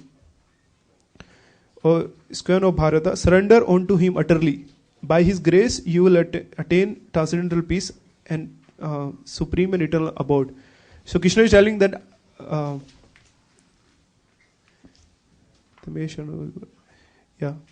so the super soul is sitting in everyone's heart, and one should surrender to that super soul. So everyone, like with the even the basic knowledge, one can understand there is a super soul who is actually giving the knowledge, remembrance, and forgetfulness to us, and one should actually surrender to him and take guidance from him. Then next one, Krishna tells, Iti te jnanam akhyatam guhya trama vimarshed asheshana yatha ichchesi tatha guru. Thus I have explained to you knowledge, still more confidential. Deliberate on this fully and then do what you wish to do. So Krishna is giving the option of a free choice to Arjuna. After deliberating on this, choose what you to do. So some people may actually just focus on, yatha ichchesi tatha guru, but that is not. One should actually know this knowledge and then deliberate. So next, Arjuna is here in the commentary. Jiva Goswami mentioned that like Arjuna is thinking about so many things he heard. What is the best? The next one, Krishna tells, Sarvaya guhya tamam bhuya shurnume parmam vacha ishtosi me dardamiti tato vakshami te hitam. Because you are my very dear friend, I am speaking to you my supreme instruction. So again, the superlative degree is coming here also. Param vacha, the most confidential knowledge of all. Hearing this from me, for it is for your benefit. Next one, Manmana bhav madbhakta madhyaji mam namaskuru mame veshyasi satyam te pratijani priyosime. Always think of me, become my devotee, worship me and offer your homage unto me. Then you will come to me without fail. I promise this because you are my very dear friend. Next one, Sar dharman parityaje mamekam sarna vacha varja aham tam sar papebhyo mokshishyami masucha. Abandon all variety of religion and just surrender unto me. I shall deliver you from all sinful reactions. Do not fear. So this is even after telling Arjuna that I have given you all this Bhagavad Gita, now you choose what you like to take. Even after that, Krishna is, because you are my very dear friend, only then I am telling you these things. Because it's for your benefit, and you don't have to go into try to experiment with all different karma, jnana, yoga and everything. Just surrender to me and I will take care of all sinful reaction, and always think about me, become my devotee. So this particular verse is being repeated in 18th chapter and 9th chapter. So in 9th chapter, when we heard about Bhagavad Gita, then towards the 9th chapter, Krishna tells the same thing. So this is 9 point. Let's see.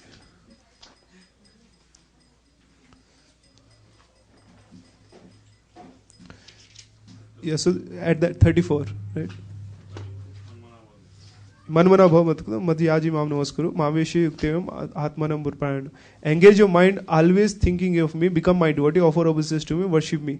Because be completely absorbed in me, surely you will come to me. This is the same verse, like what Krishna is telling in 18th chapter, 9th chapter.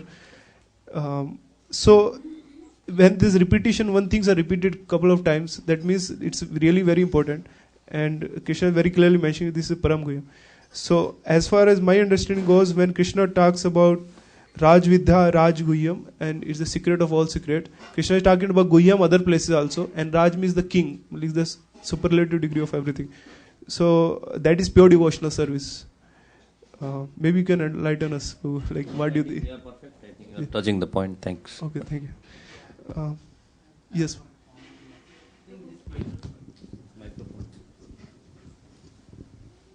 So in 67th verse, Krishna is saying very clearly, this confidential knowledge may never be explained to those who are not austere or devoted or engaged in devotional service, nor to one who is envious of me. Yes. So I think, a little bit of interpretation, what it means is that if it is explained to those kind of people, then they will try to twist meaning out of that. They won't take the meaning as it is. Yeah. And I think that's what is happening there in Raja Vidya, Gui Vidya. Yeah. They're trying to interpret so that they want to take the people away from devotional service. Yes. And they are envious of Krishna, so they will never agree, basically. Yeah. So we just discussed about, like, Arjuna was given because he was non-envious. Yeah. And people, when they give commentary on Bhagavad Gita, but propagate their own ideas, then that actually that is offensive in one sense because Krishna. If somebody has some ideas, they can write their books and give and have their books written. That is this idea, but don't interpret Krishna's words. That is actually demonic. Prabhupada mentions in one place like this demonic spirit to take the words of Krishna and try to interpret in different ways. As far as we are concerned, like Krishna is like strict, but Lord Chaitanya Mahaprabhu is more compassionate, and he tells devotees to go out and give knowledge to everyone.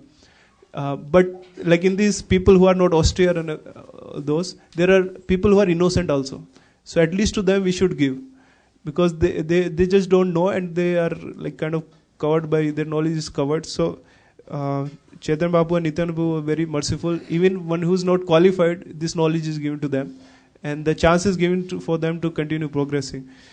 But as far as to the envious, the direction Rupa Goswami tells is one actually keep distance, and we can offer prayers for them, but from a distance.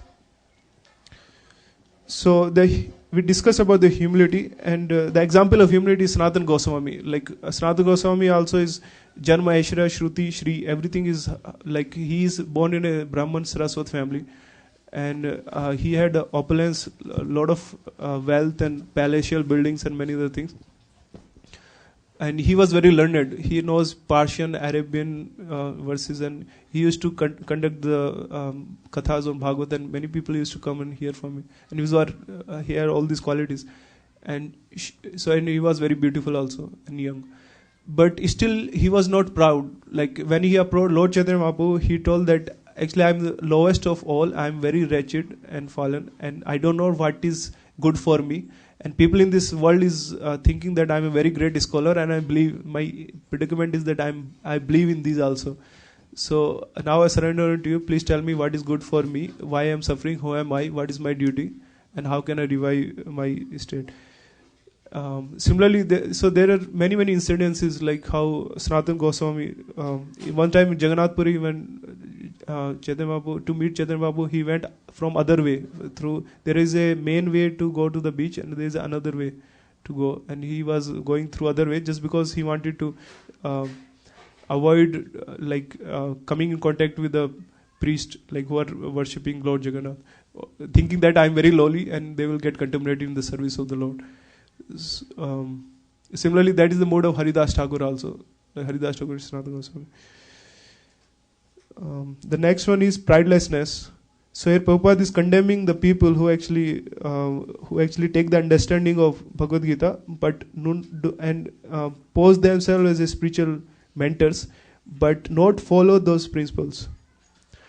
So in the purport, Prabhupada mentions that some groups which are not actually people are very anxious to become famous for their religion, and consequently sometimes it is found that without understanding the principle of religion, one enters into some group which is not actually following the regular religious principles, and then want to advertise himself as a religious mentor. Sorry. For such actual advancement in spiritual science, one should have a taste to see how far he is progressing, and he can judge by these items. So there are people all the time who actually advertise themselves as religious people, but they may not be following the principle. In Chaitanya Bhagavad, there is a pastime when Chaitanya Mahaprabhu was going to Santipur. In between there was a place Lalitapur, and they met a sannyasi who was actually he was not following any principle, and then he was advertising sannyasi. So again, this is an exhibition of pride. So amanitvam, adambhitvam, ahimsa is non-violence. Non-violence is generally taken to mean not killing or destroying the body, but actually non-violence means not to put others into distress. People in general are entrapped by ignorance in the material concept of life, and then perpetually suffer material pains. So unless one elevates people to spiritual knowledge, one is practicing violence. One should try his best to distribute the real knowledge to the people so that they may become enlightened and leave this material entanglement. This is non-violence. So Prabhupada is mentioning what is the standard of non-violence. Like if we see somebody who is about to commit suicide, and we just keep quiet because he may not like interrupting. So we should keep quiet. So that keeping quiet becomes violence. When we see people when we perform devotional service, one can understand the way to come out of the material existence, and one can share this knowledge and help others. In our book distribution and preaching, when we go out to people, many of the people come out of their room and they are just as if they are waiting for devotees to come to their house and give them books and give association. One time I think there Badri Narayan Prabhu, I think he mentioned about a story. A new person came and he was going book distribution with him, and he was just to show how to go and distribute books. So he was little not very confident, so he was giving this company, and he opened he knocked at the door, and then the person came, and there was Ishopanishad with a nice Krishna picture, and this person saw Krishna picture, he saw devotee and fell down and he was dead. So this person thought, is that the way the book distribution goes all the time?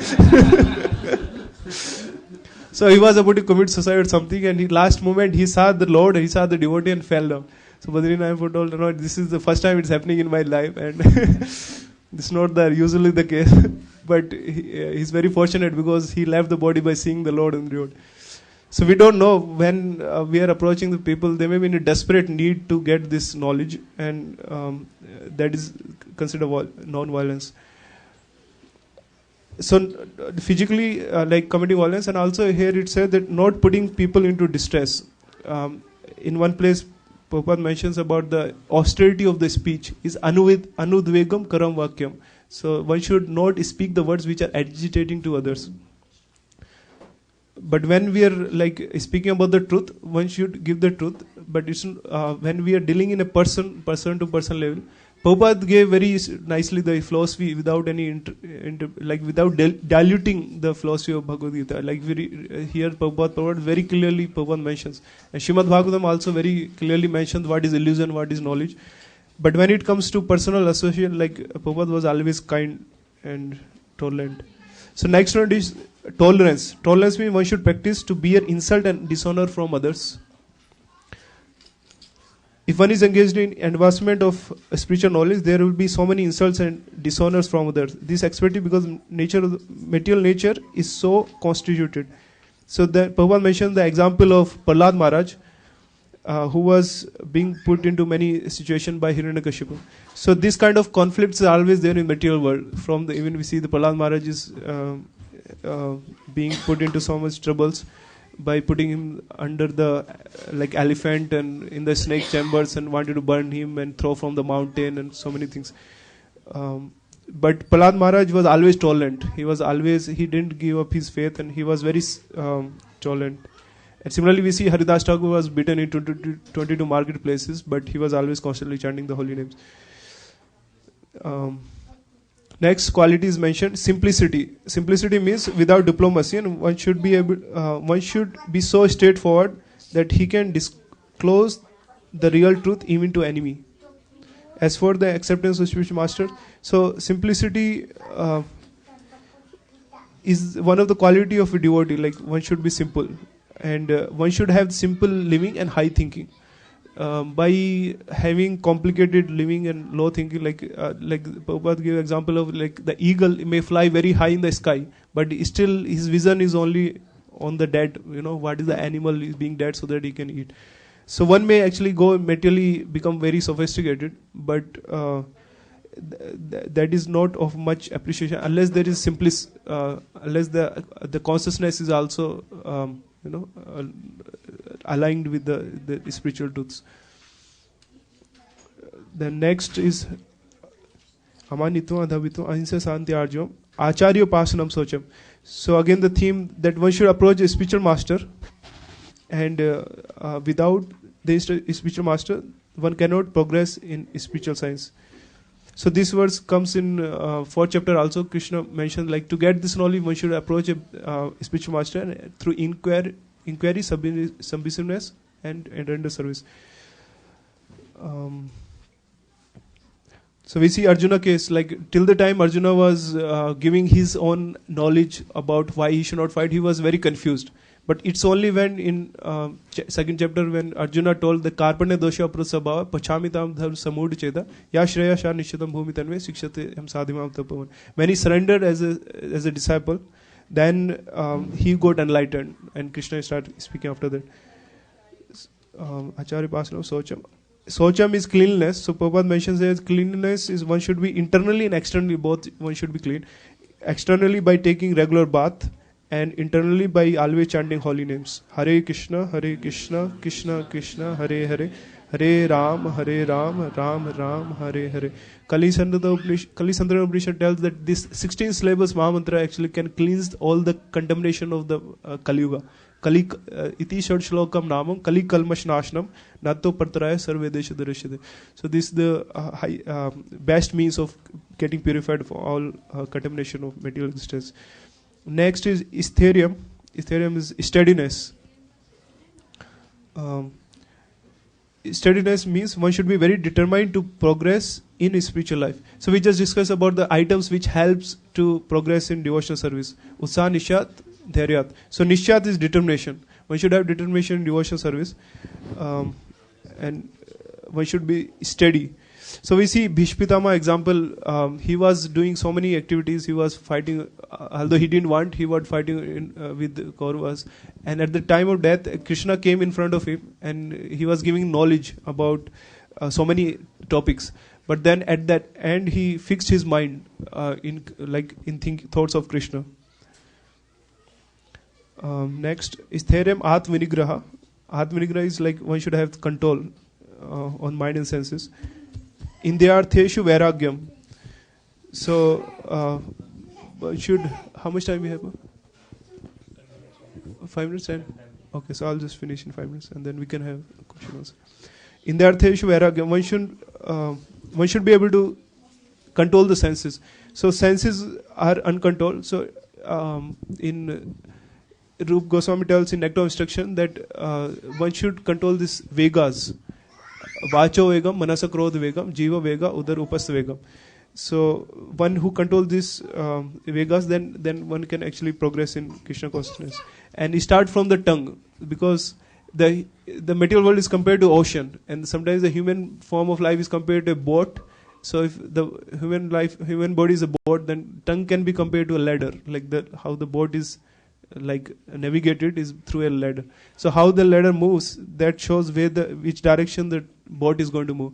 So that is compared to like our tongue is small, but the way it vibrates, it tells which direction we are going.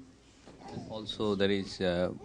We went to one shop and it was written, the dog makes many friends because it waggers his tail, not his tongue, and man waggers his tongue a lot. Yeah, but it's very important how we waggle our tongue also. Otherwise we can make enemies also. It said that tongue doesn't have any bones, but it can break many bones because people can start fighting.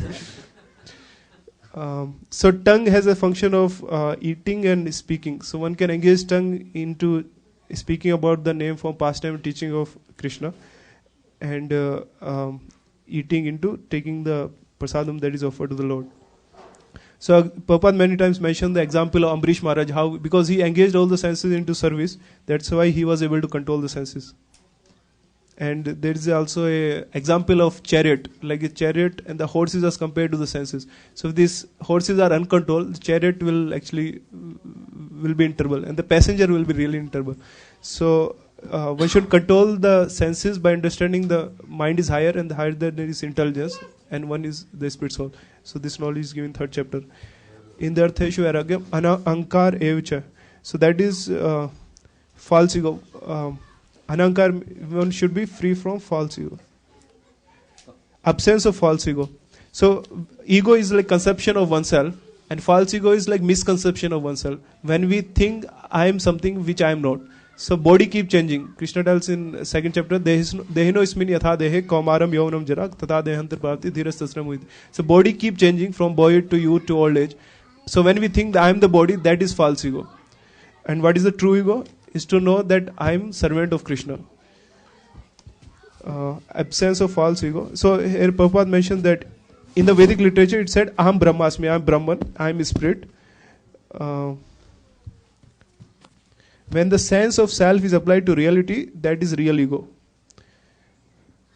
There are some philosophers who say that we should give up our ego, but we cannot give up our ego because ego means identity. Of course, to take the false identification with we ought to give up the false identification with the body.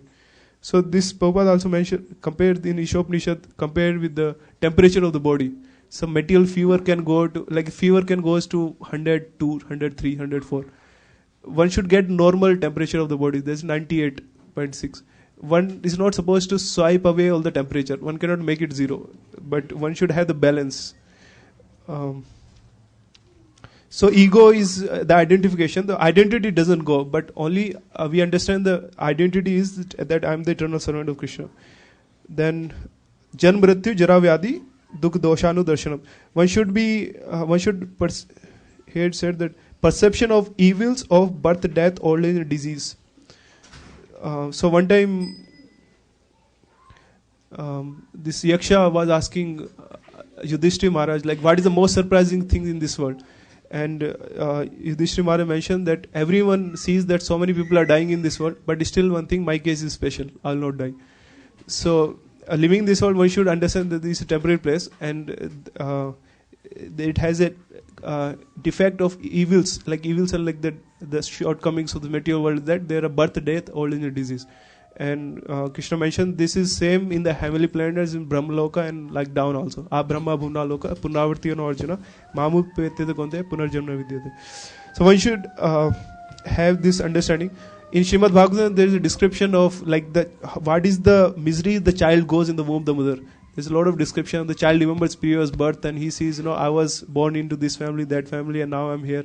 So then he surrendered to the Lord. But somehow when it comes out in the material world, the modes controls it and it forgets the identity. So if we just remember how much distress, that's what Prabhupada mentioned in the purport. Because we forget how much distress we suffered within the womb of the mother, we do not make any solution to repetition of birth and death. Similarly, at the time of the death, there are all kinds of sufferings. And they also, these are also mentioned in the authoritative scriptures. Next is freedom from entanglement with children, wife, home, and rest. So here Prabhupada mentions that one should not be blindly attached to the family. One should have the proper understanding. here Prabhu is mentioning, as for detachment from children, wife, and home, it is not that one should have no feeling for these. They are natural object of action, but one should not have. One should not, when they are not favorable to spiritual progress, then one should not be attached to them. There is a story of King Vena. One time, like his son was very what is called demonic. He was killing, and while playing with like children, he was killing. So King Vena then first he was like miserable. He thought that why I have this kind of son, but then later on he thought like because I have this kind of son, I am getting detached from family life. So Prabhupada mentioned the best process for making the home pleasant is Krishna consciousness. If one in full Krishna consciousness, he can make his home happy, very happy, because this process of Krishna consciousness is very easy. One need only chant Hare Krishna, Krishna Krishna, Hare Hare, Hare Ram, Ram Ram, Hare Hare. Accept the remnant of food stuff offered to Krishna, have some discussion on books like Bhagavad Gita and Srimad Bhagavatam, and engage oneself in deity worship. These 4 things will make one happy. One should train the members of the family in this way. The family members can sit down in morning and evening and chant together. Again, the Hare Krishna Mantra is mentioned. So it's very practical, like how we can make the home into Krishna consciousness. Prabhupada mentioned that where the center is kept Krishna through the deities and hearing and chanting, that home is no different from the temple. It is similar as Vaikuntha. Next comes even-mindedness among pleasant and unpleasant situations. So this world is considered of duality. There is always like duality things comes. So one should have the equanimity while there's a duality. That many places Krishna mentioned this. Sama sukha dukha kritva labha labha jaya. There's always profit, loss, happiness, distress, heat and cold. So one should tolerate them without getting too disturbed. Like the winter and summer season comes, but one should not get too disturbed by this. Similarly, the duality should be tolerated. Next is constant and unalloyed devotion to me. So Prabhupada mentioned this is the most important of all the items of knowledge, like to reach the stage of unbreakable devotional service. Devotional service to Krishna without devotion means engaging oneself in 9 processes of devotional service. So we discussed that is hearing, chanting, and then worshipping the Lord. Next is not be aspiring to live in a solitary place and detachment from general mass of people. So that is like not be anxious to mix with materialistic people or to take association of the devotee. Satovritte, Sangastaga Sutavritte. So practically how we can apply that in our life, like we have to go to most of us, we have work, and in the corporate world we have to work, and so many people, they may not be devotees. So association is considered like when we take inspiration to do think what they are doing, or like when we get influenced by that. So there's a story of a monkey and a crocodile. Once a crocodile and the monkey made friendship, and then later on crocodile wife wanted to get the monkeys because she wanted to have lunch of heart of the monkey. So crocodile made friendship. Crocodile told, I want to call you for a lunch. So monkey was saying, it doesn't look very good idea, but anyway I will come with you. But so he sat on the feet, like on the top of crocodile, and he started going, and in the middle crocodile told that today we have lunch, but the recipes are you. So monkey thought, I have put myself in this trouble. So monkey was intelligent. He thought, like, you didn't tell me that she is very fond of the heart. I left my heart on the tree. So let's go back to the tree, we'll get my heart. So when he came near the tree, then he jumped under the tree. So what the lesson here is that we should keep the association is where we keep our heart. So if always we keep our heart into association devotees, we may do this normal social dealings, like whatever we need to do, perform the duties. But as far as inspiration is concerned, we should take in association devotees. So that is detachment from general mass of people, accepting the importance of self-realization and philosophical search for the absolute truth. So here Prabhupada again mentioned like how one should know those who are actually knower of the absolute truth know the self is realized in 3 phases. absolute truth is realized in three phases: Brahman, Paramatma, and Bhagwan. Bhagwan is the last word of realization of the absolute truth, and therefore one should reach up to that platform of understanding the Supreme Personal Godhead, and thus engage in devotional service of the Lord. So one should actually have this philosophical bent of mind to understand how to understand the soul. We know that God is great, but one should know like how God is great and how I'm not the body, I'm the spirit soul. At one place, Prabhupada mentions, actually towards the end of the 13th chapter, Prabhupada mentions in the purport that, I'll just read, these are very nice lines. One who can see constitution of the whole material manifested as combination of the soul and the material elements, and can also see the situation of the Supreme Soul, become eligible for transfer to the spiritual world.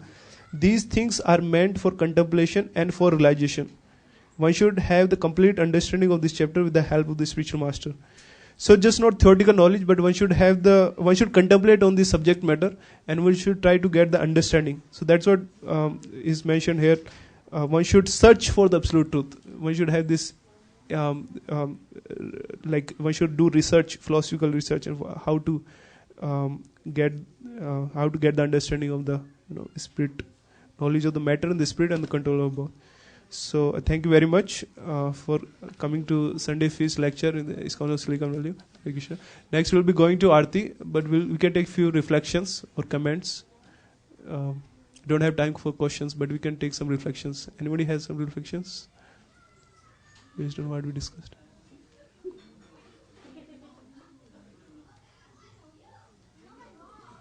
Mike. So the last point that you mentioned, like when this question is always there with people, that we work with people and we deal with so many people, how we should not get attached to them. And the good part of this is one of the best answers I've heard, is that we should keep the heart where we always think of, because if you're not keeping the heart with we don't get totally entangled with them, and we don't get involved with them, and that makes much more easier when we can do normal dealings, but we don't have to take it back home. We can just leave it at that point. Give and take only. Yeah, we just leave it at that point and go back. Yeah. It's like the example is there, right? Like, many people say, I leave my worry at the office and I deal with, and I just be a normal person. So similarly, like when we deal with these people, we just leave it at the workplace and then come back home as a normal person. Yeah, for duties we don't basically get. They also, like, there's a working platform, and then they have the involvement in the material enjoyment. They have to go to bar, movies, parties, and they have to discuss about cricket, this sports and share markets, so many things. So we don't go into those discussion, but like when duties comes, we perform our duty. We should not neglect the duties. So like we can see the example of Vidura. Like he was living with Dhritarashtra, Duryodhana, and all the Kauravas, and there was always plotting and being envious, and Karna and Dushasana was always telling some words. But Vidura never accepted those things. Although he was living with them, but he never accepted those. He was always he always maintained his integrity, and even when the war was happening, he was always trying to be well-wisher actually to them, tell them. So the tendency is to either go become disrespectful to the people or become attached to the people. Both creates problem. So one should just have equanimity when one is dealing, and know like where to deal and when not to do. Yeah. Any other comments or reflections? Yes. I was thinking about the question that Balimadan Prabhu asked, and he also answered it nicely. But just one point also came to my mind. So it's like that Rajavidya Rajaguhyam Pavitram Idam Uttamam. So the Idam refers to the knowledge that Lord Krishna is about to speak, right? Then that's the beginning of the chapter. Correct. But if you go further into the chapter, he actually highlights or brings out the essence. Because he says Yanti Deva Vrita Devan Pitrin Yanti Pitrvrita. So he gives the other options. If you become devotees of demigods, you go to demigods. Correct. Forefathers, you go to forefathers. Yes. But if you worship me, you'll come to me. And then next verse he says Patram Pushpam Phalam Toyam. And he ends that chapter, as you said, with Man Mana Bhavamat. So Idam refers to this, right? So it's very clear that it refers to devotional service. So this knowledge that I'm giving. Yeah, nice. Thank you for adding that comment. Any more comments? Okay, so thank you very much for coming to Sunday Feast. Hare Krishna. Prabhupada ki jai. Thank you, Govinda Prabhu. So now we will put all the books and asanas away, and then we can prepare for Aarti. Haribol.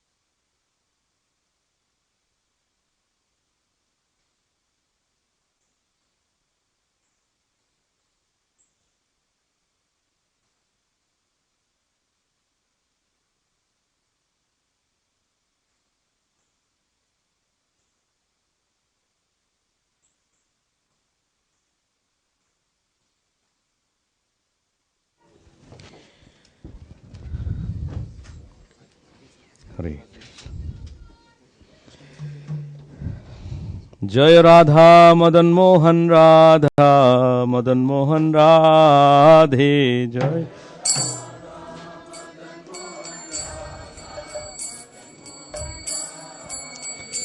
जय राधा मदन मोहन राधा मदन मोहन राधे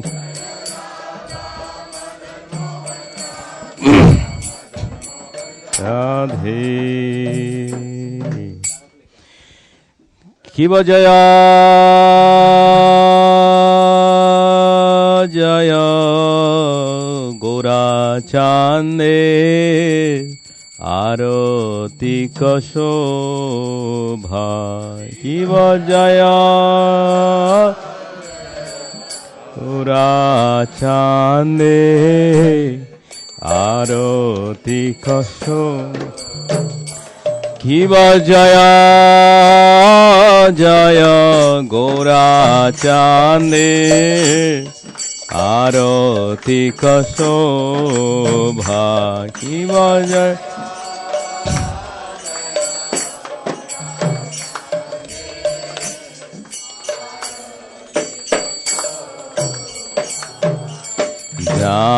জাহ্নবী তট বনে জগমন লোভা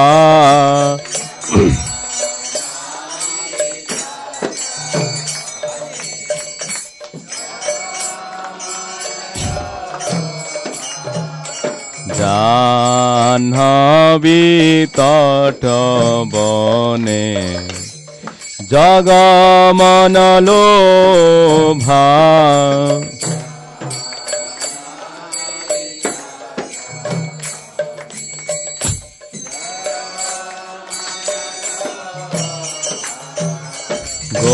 গৌরাঙ্গের আরতিক শোভা জগজন মন লোভা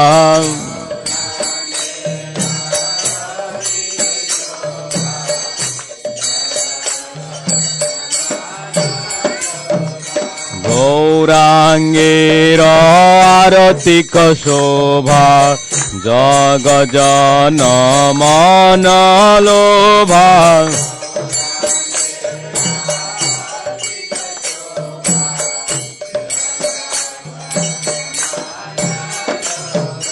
জগজন মন লোভা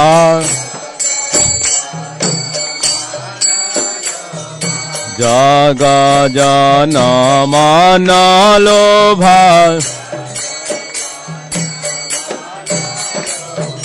গৌরাঙ্গের আরতিক শোভা জগজন মন লোভা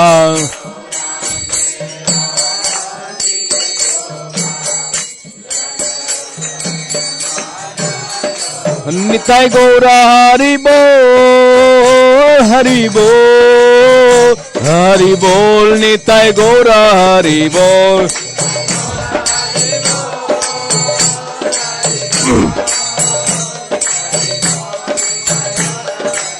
হরি থাই গৌরা হরি বল হরি বল হরি বল নিতাই গৌরা হরি বল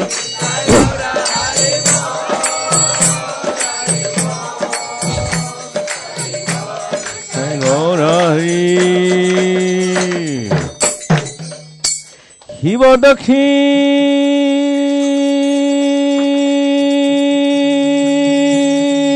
নিতাই চান্দ বামে গদাধর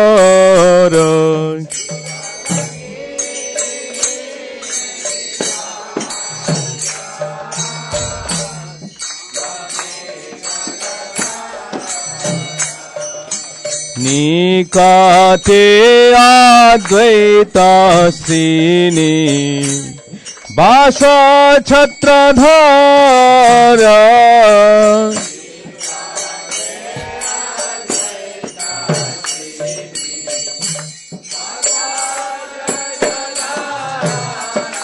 শিব বসি আছে গৌরা চান্দ রত্ন সিংহাসনে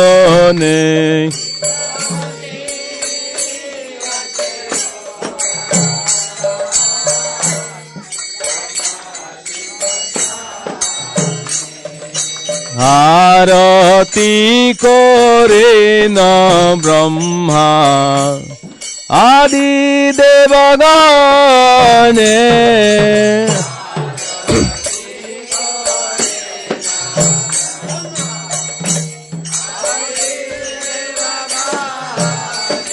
জীবনর হরি আদি করি চামর ধুলায়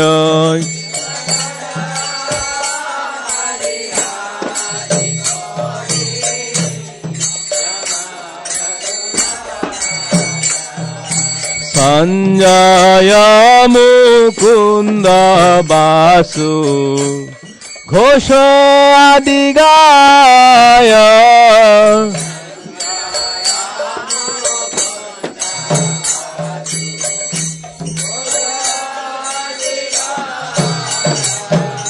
শঙ্খ বাজে ঘণ্টা বাজে বাজে করতাল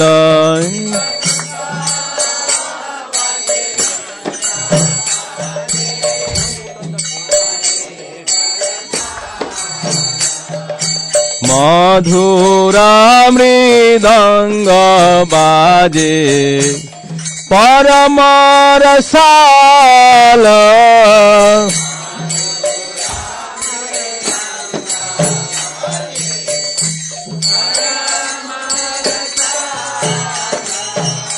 শঙ্খ বাজে ঘণ্টা বাজে মধুর মধুর মধুর বাজে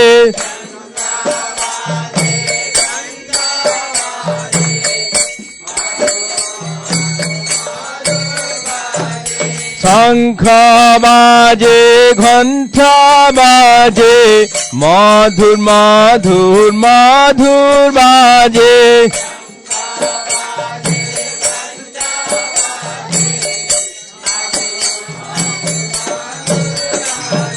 মধুর মধুর মধুর বাজে হে মধুর মধুর মধুর বাজে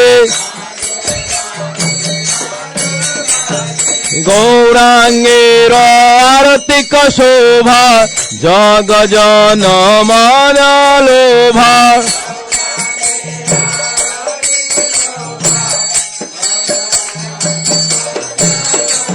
হে গৌরাঙ্গের আরতিক শোভা জগ জন মন লোভা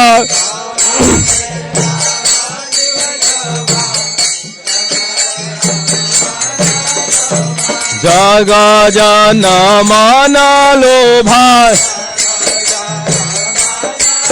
হে জগ জন মন লোভা নিতাই গৌরা হরি বল হরি বল হরি বল নিতাই গৌরা হরি বল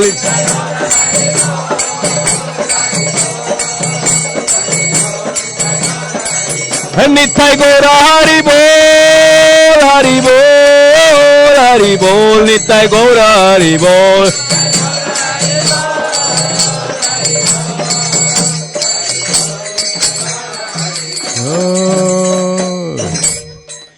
শিব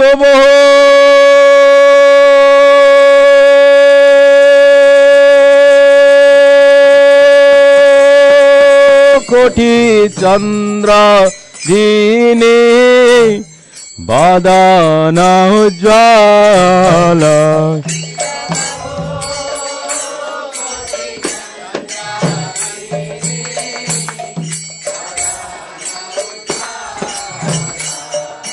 গল দেশে বনমালা করে ঝলমল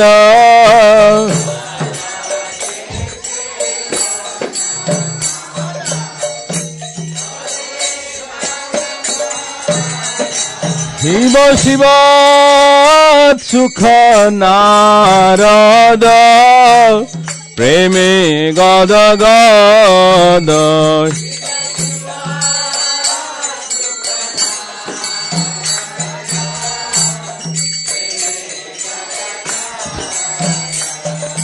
ভকতি বিনোদ দেখে গৌরার সম্পদ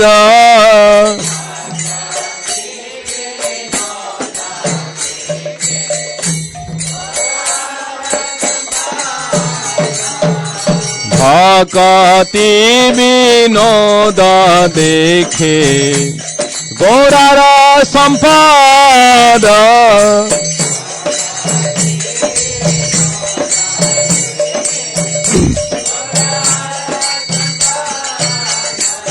नमो विष्णुपादाय कृष्णपृष्ठाय भूतले श्रीमते भक्तिवेदान्त स्वामिन् इति नामिने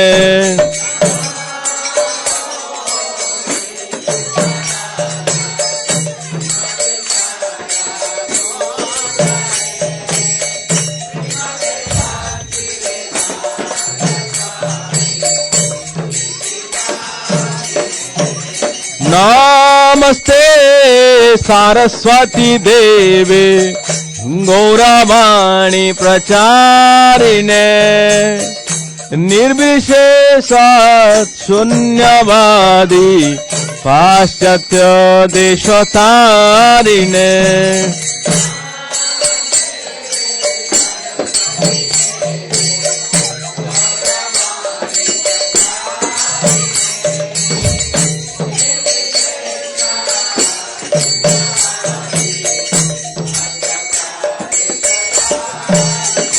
जय श्री कृष्ण चैतन्य प्रभु नित्यानंद श्री अद्वैत गदाधर श्रीवासादि गौर भक्तवृंद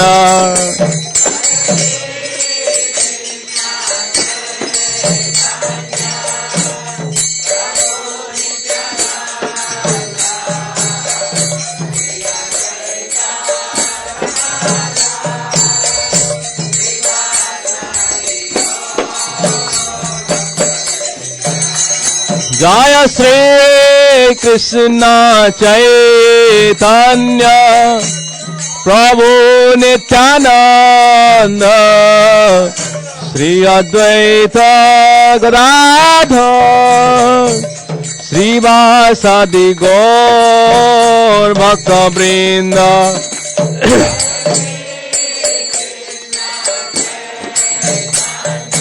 हरे नित्यानंद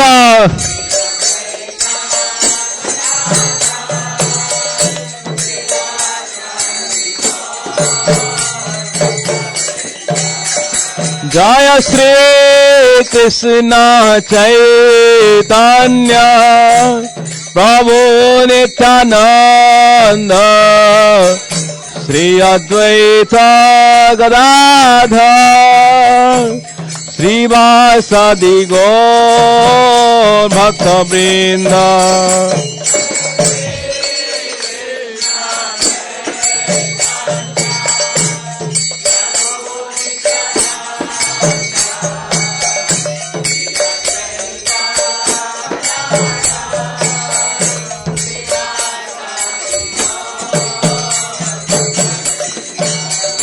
हरे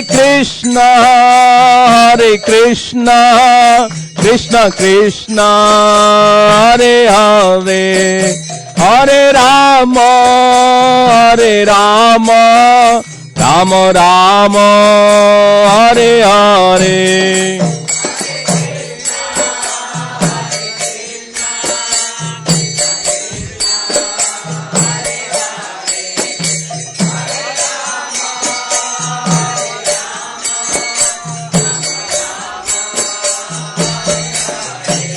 Hare Krishna, Krishna Krishna, Hare Hare, Hare Rama, Rama Rama, Hare Hare.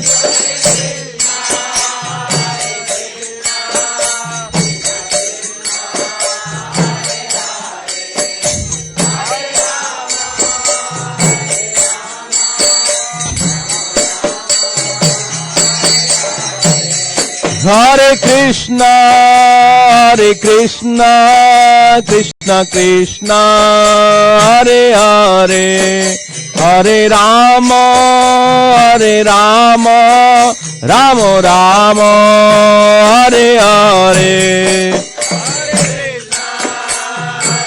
Hare Hare, Krishna Krishna, Hare Hare, Hare Rama, Rama Rama, Hare Hare, Hare Krishna, Krishna Krishna, Hare Hare, Hare Rama, Rama Rama, Hare Hare. Hare Krishna, Krishna Krishna, Hare Hare, Hare Rama, Rama Rama, Hare Hare. Hare Krishna, Krishna Krishna, Hare Hare, Hare Rama, Rama Rama, Hare Hare. Hare Krishna, Krishna Hare Hare.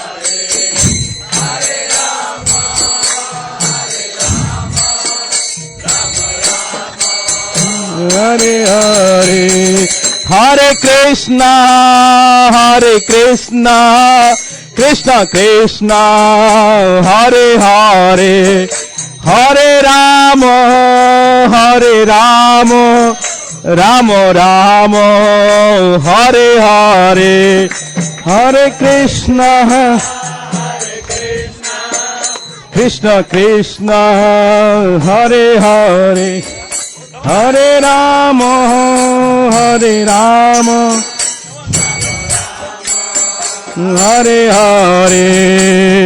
Hare Krishna, Krishna Krishna, Hare Hare, Hare Ram, Ram Ram, Hare Hare.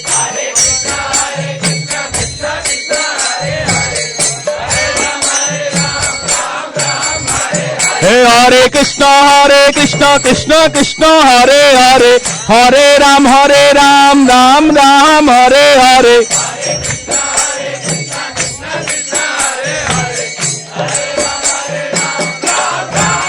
Hare Krishna, Krishna Krishna, Hare Hare, Hare Ram, Ram Ram, Hare Hare.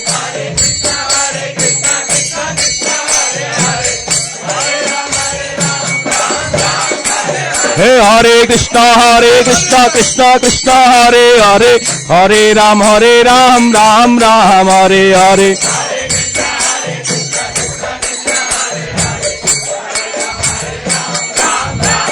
Hare Krishna, Krishna Krishna, Hare Hare, Hare Ram, Ram Ram, Hare Hare.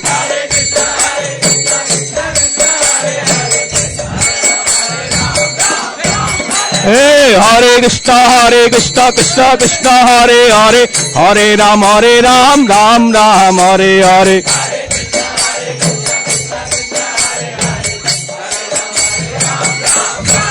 Hare Krishna, Krishna Krishna, Hare Hare, Hare Ram, Ram Ram, Hare Hare.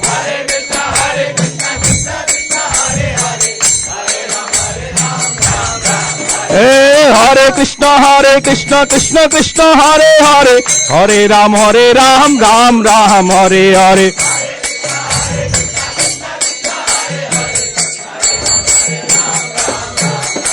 Hey Nithai Gauranga, Nithai Gauranga. Hey Nithai Gauranga, Nithai Gauranga.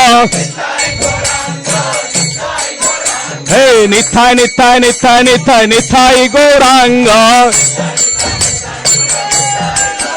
Hey Nithai, Nithai, Nithai, Nithai, Nithai Gauranga.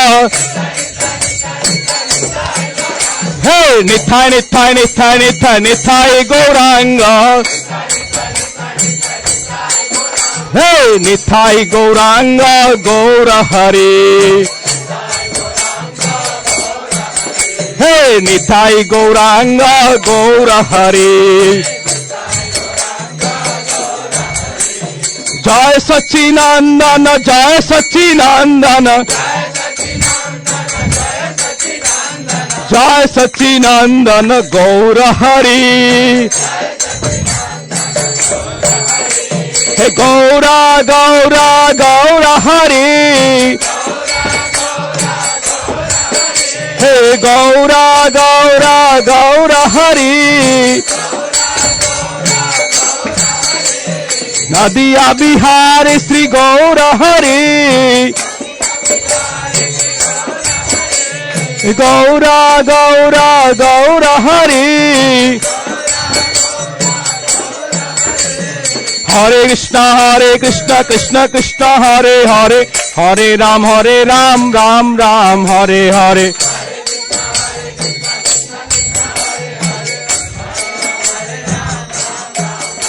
Hey Hare Krishna, Krishna Krishna, Hare Hare.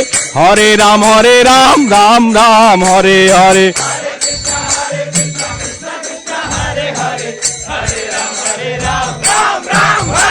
Hey Hare Krishna, Krishna Krishna, Hare Hare.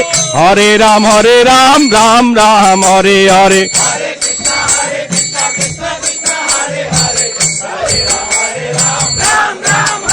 Hey Hare Krishna, Krishna Krishna, Hare Hare. Hare Ram, Ram Ram, Hare Hare.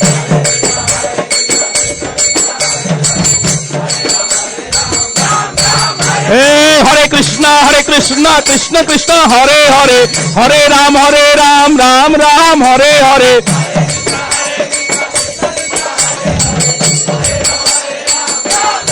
Hey Hare Krishna, Krishna Krishna, Hare Hare. Hare Ram, Ram Ram, Hare Hare.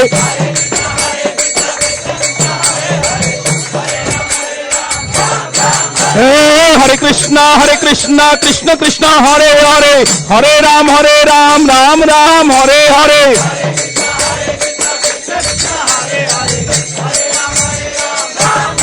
Hey Hare Krishna, Krishna Krishna, Hare Hare. Hare Ram, Ram Ram, Hare Hare.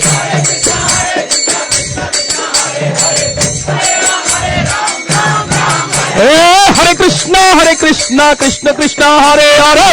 Hare Ram, Ram Ram, Hare Hare.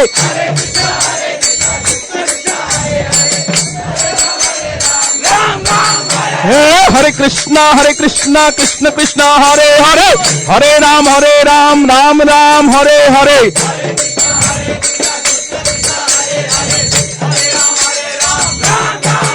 Hey Hare Krishna, Krishna Krishna, Hare Hare.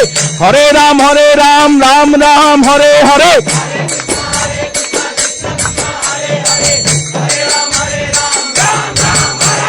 Govinda Jai Jai, Gopal Jai Jai.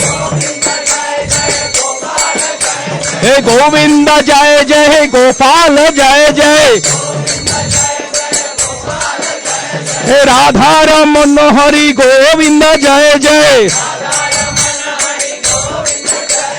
Govinda Jai Jai, Gopal Jai Jai.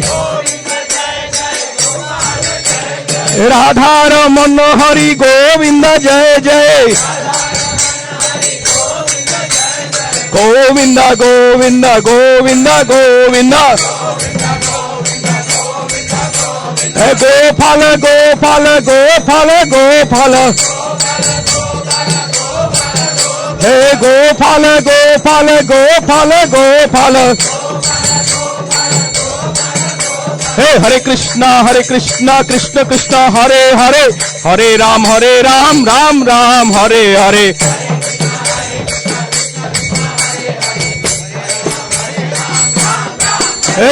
हरे कृष्णा कृष्ण कृष्ण हरे हरे, हरे राम राम राम हरे हरे।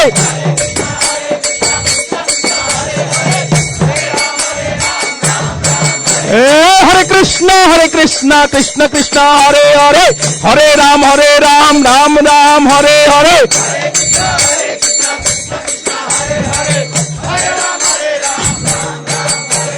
हरे कृष्णा कृष्ण कृष्ण हरे हरे, हरे राम राम राम हरे हरे।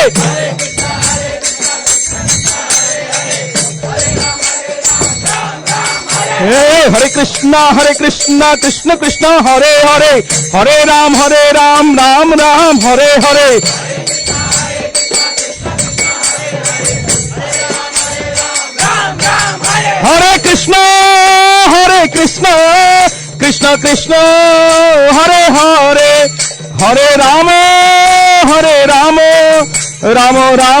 राम हरे हरे।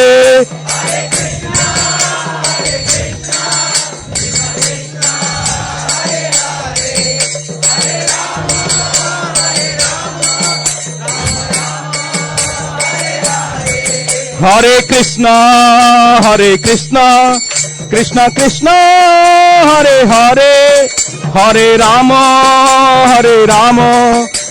राम राम हरे हरे।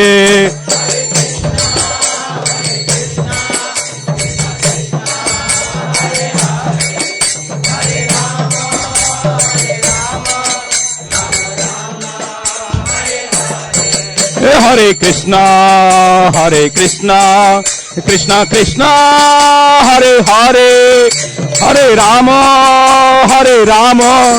राम राम हरे हरे।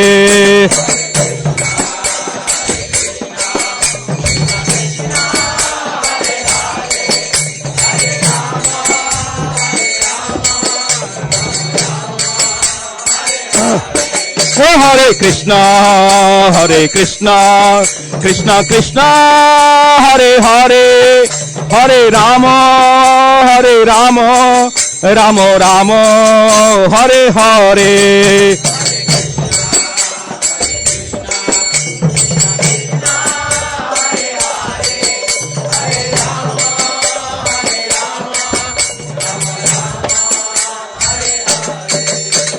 वंदे कृष्ण नंद कुमार,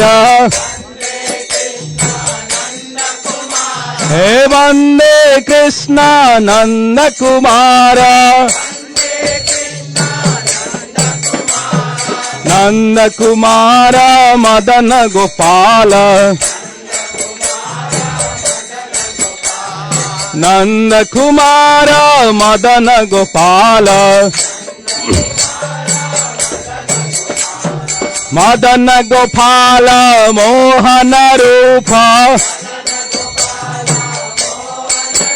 हे मदन गोपाल मोहन रूप,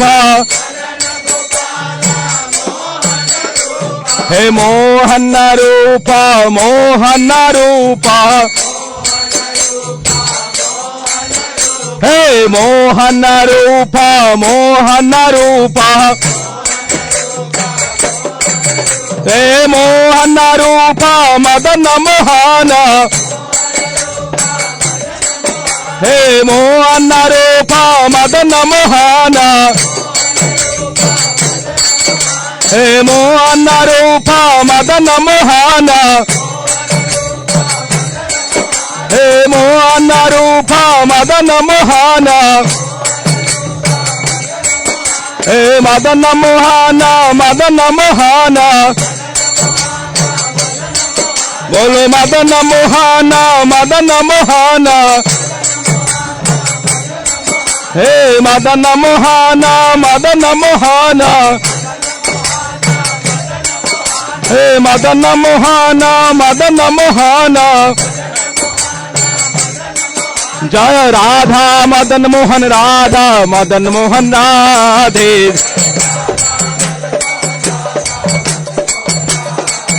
जय राधा मदन मोहन राधे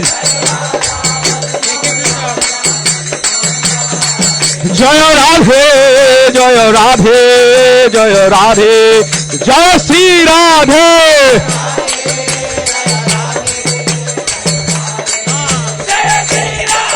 जय राधे जय राधे जय राधे जय श्री राधे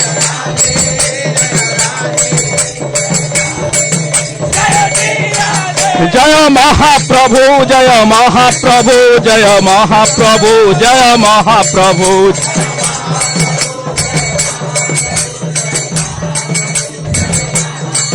जय लक्ष्मी नरसिंह जय प्रहलाद नरसिंह जय लक्ष्मी नरसिंह जय प्रहलाद नरसिंह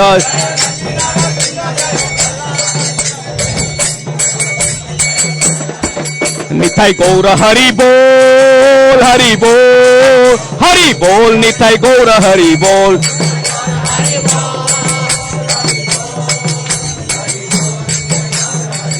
जय जय प्रभुपाद प्रभुपाद प्रभुपाद जय जय प्रभुपाद Yeah, I know. जय जय गुरुदेव गुरुदेव गुरुदेव जय जय गुरुदेव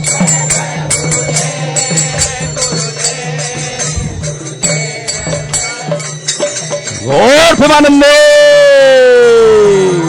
जय जय श्री श्री राधा मदन मोहन की श्रीमन महाप्रभु की श्री लक्ष्मी नरसिंह देव भगवान की जय ओम विष्णुपाद परमहंस परिव्राजकाचार्य अष्टोत्तर शत अभय चरणार भक्ति वेदांत स्वामी जगतगुरु श्रील प्रभुपाद महाराज की ISKCON BBT founder Acharya Jagadguru Srila Prabhupada Maharaj की saviour of the whole world three world Srila Prabhupada की जय ओम विष्णुपाद परमहंस परिव्राजकाचार्य अष्टोत्तर शत श्रीला भक्ति सिद्धांत सरस्वती गोस्वामी ठाकुर प्रभुपाद महाराज की अनंत कोटि वैष्णव वृंद की नामाचार्य श्री हरिदास ठाकुर की प्रेम से कहो श्री कृष्ण चैतन्य प्रभु नित्यानंद श्री अद्वैत गदाधर श्रीवासदि गौर भक्त वृंद की श्री श्री राधा मदन मोहन श्याम कुंड राधा कुंड गिरि गोवर्धन की वृंदावन धाम मथुरा धाम की नवदीप मायपुर धाम की श्री जगन्नाथपुरी धाम की पुरुषोत्तम क्षेत्र धाम की एक चक्रपुर धाम की गंगामय जमुना माई की भक्ति देवी तुलसी महारानी की ग्रंथराज श्रीमद् भागवतम की हरिनाम संकीर्तन महायज्ञ की ISB मंथली संकीर्तन फेस्टिवल की समवेत भक्त वृंद की all glories to the assembled devotees all glories to the assembled devotees all glories to the assembled devotees all glories to Shri Shri Guru and Gauranga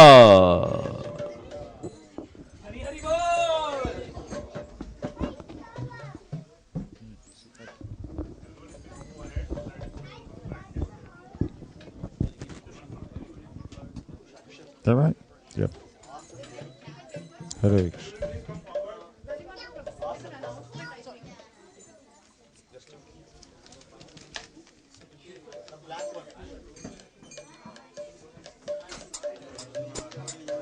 So one thing just need that he tells his mother is not well, so we just wanted to. You announce it, sure. So Hare Krishna. So this nursing prayer, actually, Shailesh Prabhuji, our dear friend here, his grandmother is not well, is in hospital. So we just wanted to pray Lord Nrsingadev to get well. So this nursing prayer had been sung for getting better for Shailesh Prabhu's grandmother.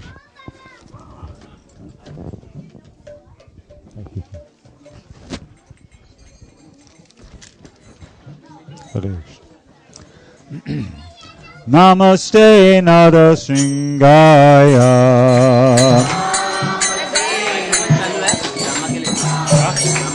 Lada Dayane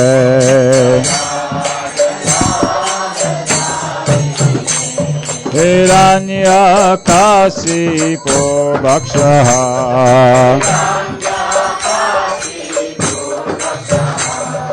Sila Chankana Kalaye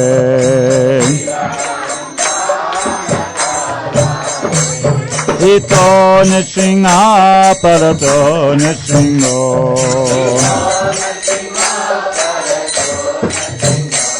Yato Yato Yami Tato Nrisimha.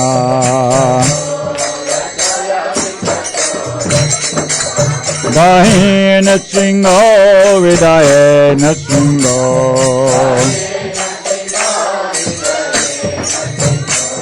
Nasingamadim saranam prapadye.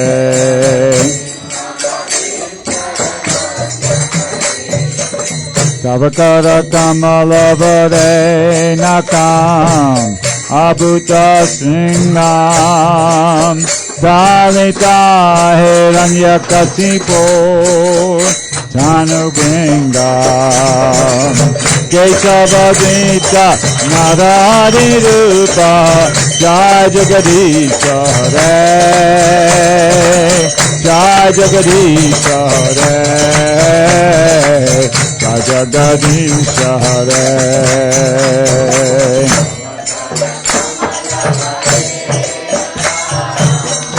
Do I just stop or do I wait for curtain to close or what happens? Okay.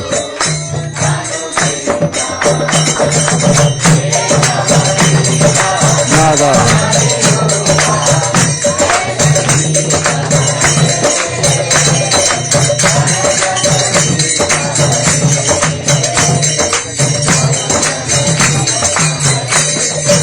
Jaya Nrsimhadev, Nrsimhadev, Nrsimhadev, Jaya Nrsimhadev.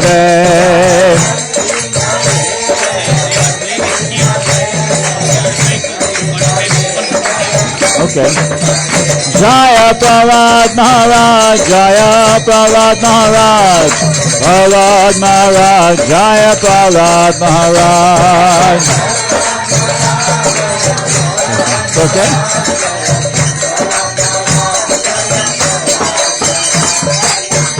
Sringa Bhagavan ki, Prahlad Maharaj ki, Go Premanandi Hari Hari.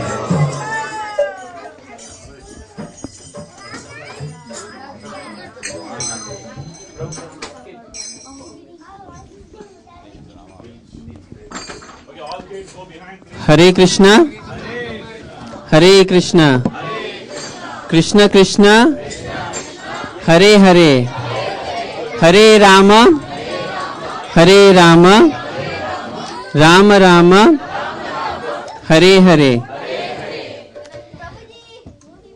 We welcome everyone to ISKCON of Silicon Valley for the Sunday Feast program. Before we proceed for the announcements, we have a short 2-minute skit from 2 of our Sunday school children. Are you ready? Yes. Okay. So here is Shweka and Avantika. So please give them some encouragement.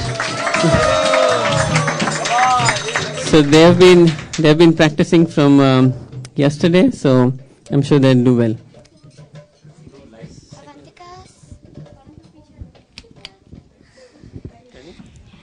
Okay. Hi, I'm seeing you here for the first time. My name's Sweka. Are you new? Yes, this is my first time coming to the temple and to the Sunday school. Do you like it? It's okay, but I could not understand what was going on today. That's how it is the first time. But if you come regularly, then you will understand everything and also like it. Well, I prefer to play with my friends on Sunday, just that my mom forced me to show up, so I came here. We also have friends here and we also play games. Once you know everyone, I'm sure you'll like it. That may be the case, but everything you learn here is just mythology. My science teacher told me that religion is nothing but blind faith. No. Our temple is not an ordinary religious center. Nothing we do here is based on blind faith. Everything we do here is based on Vedic literature and sound reasons. Hold on, wait a minute. Do you mean to say that everything they taught us today about the Ramayana, the bridge made of floating stones, is real? Do you really believe it? I only believe what's in my history textbooks. Can you give me an example of what you think is real? last week we learned about Alexander the Great. He conquered many territories and did many great things. That's what I think is real. Well, take for example the Srimad Bhagavatam, from which all our stories come from. That is also a history textbook written by the great sages. But do you still think the bridge made of floating stones is real? Of course. Lord Rama is the Supreme Personality of Godhead, and if he wishes, he can make float. Yeah. He did so to build a bridge to Lanka, kill Ravana, and rescue Sita. I know. My mom tells me stories from the Ramayana every day. If you think Alexander the Great is real, why not Lord Rama, who has been worshipped for thousands and thousands of years? He is also real. He has been worshipped in temples all over India. I don't know. Moreover, the great sages have been narrating and inspiring the stories from the Ramayana for thousands of years. If they were just mythology, do you think they would have done that? I don't think so. Then that means it's not mythology. It means it's real. So we can realize this ourselves. All we need to do is just listen with a little bit of faith. That's all.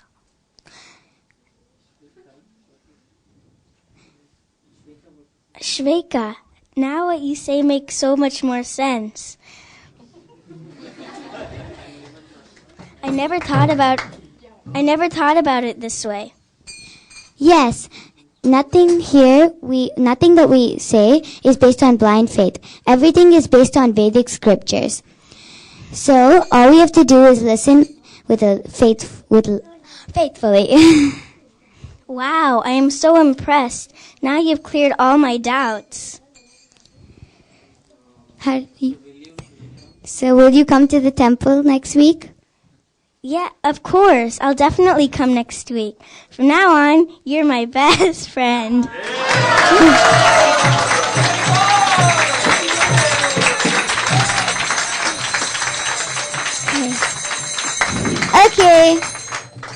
Okay, see you next week. Oh, and also, don't forget to thank that mother of yours for telling you such nice stories from the Ramayana. I definitely will. In fact, I'll give her a big hug and tell her she's the best mom in the whole world. Okay, bye. Okay, bye. Bye.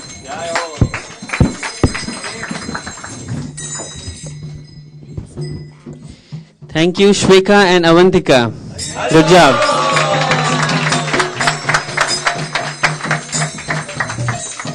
So, although it was just a small skit done by children, but there are many important points relevant to all of us. The first one being that everything is actually based on a little bit of Shri Shri Radha Madan Mohan Ji ki Jai, Shriman Mahaprabhu ki Jai, Shri Shri Lakshmi Nrsimhadev Bhagwan ki Jai.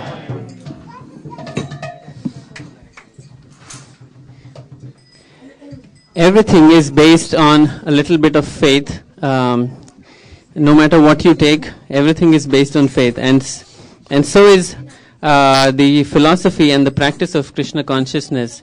It just starts with a tiny amount of faith, but if you hear attentively and submissively from the right sources, which we are doing here at the center, then actually we can realize that it's not a dogmatic process, or it's not something based on blind faith, but it's a scientific process of understanding our own selves and the Supreme Person. All these scriptures, especially the Srimad Bhagavatam, has been given to us in this age for the purpose of hearing. And if we go on continuously hearing, then this knowledge will be revealed within our own hearts. And for all the parents here, it's very important that you inculcate. Silence, please. We inculcate these moral stories and narrations from the scriptures from childhood, because what they learn at this age will stay with them forever, for the rest of their lives. They'll never forget it. So we encourage all parents to come here regularly and also bring their children for the Sunday school. So thank you all for coming here tonight. We'd like to welcome our newcomers, those who are coming to the temple for the first time. If you could kindly raise your hands, and we'll pass a microphone around. You can introduce yourselves and tell us what brought you here tonight. Oh, here first. My name is Deva Das. I'm a Karmi parent of a Bhaktin, and it was my child that brought me here to the Sunday school today. So it's a little bit of a reversal.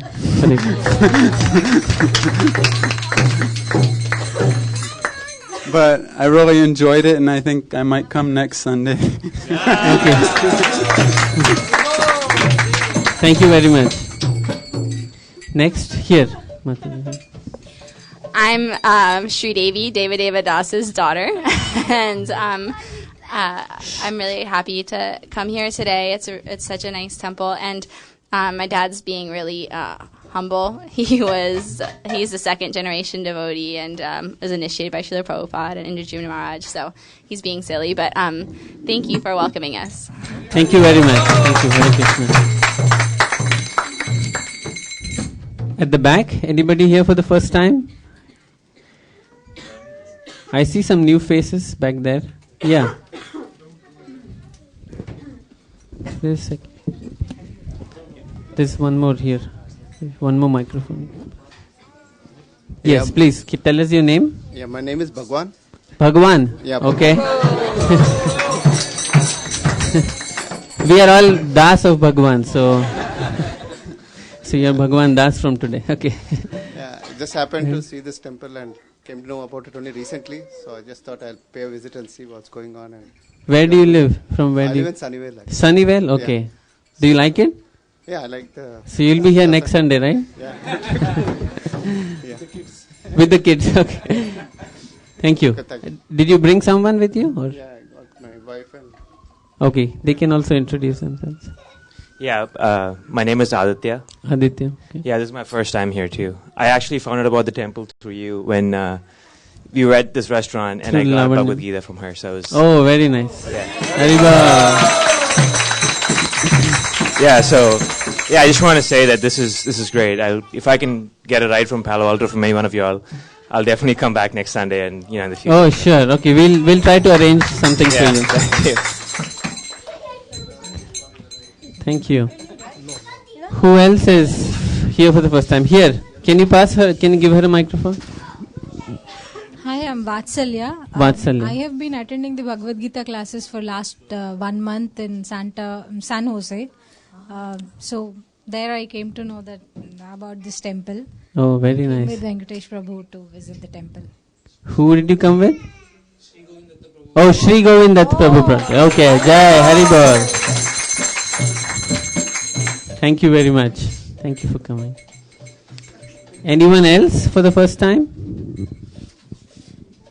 Okay, if not, we'd like to welcome all our second, third, fourth and 100th timers. Please come as often as you can.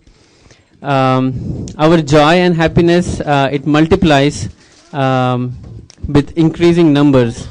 If you were to just be in our house alone and chanting Hare Krishna mantra, it wouldn't be as much fun as it is here when we all get together and chant together in front of the deities. So this is the process for this age, Harinam Sankirtan. So please come as often as you can. Today's lecture on the Bhagavad Gita was given to us by Sri Govinda Dutta Prabhu. So we'd like to thank him.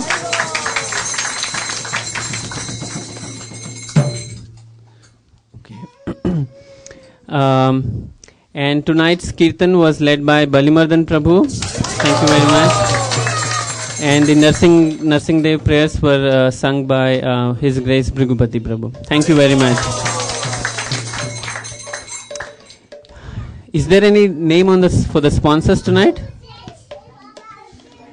No? Okay. So the spots for tonight's sponsor is open. Kids, we'll serve prasadam very soon. Okay. So if anyone,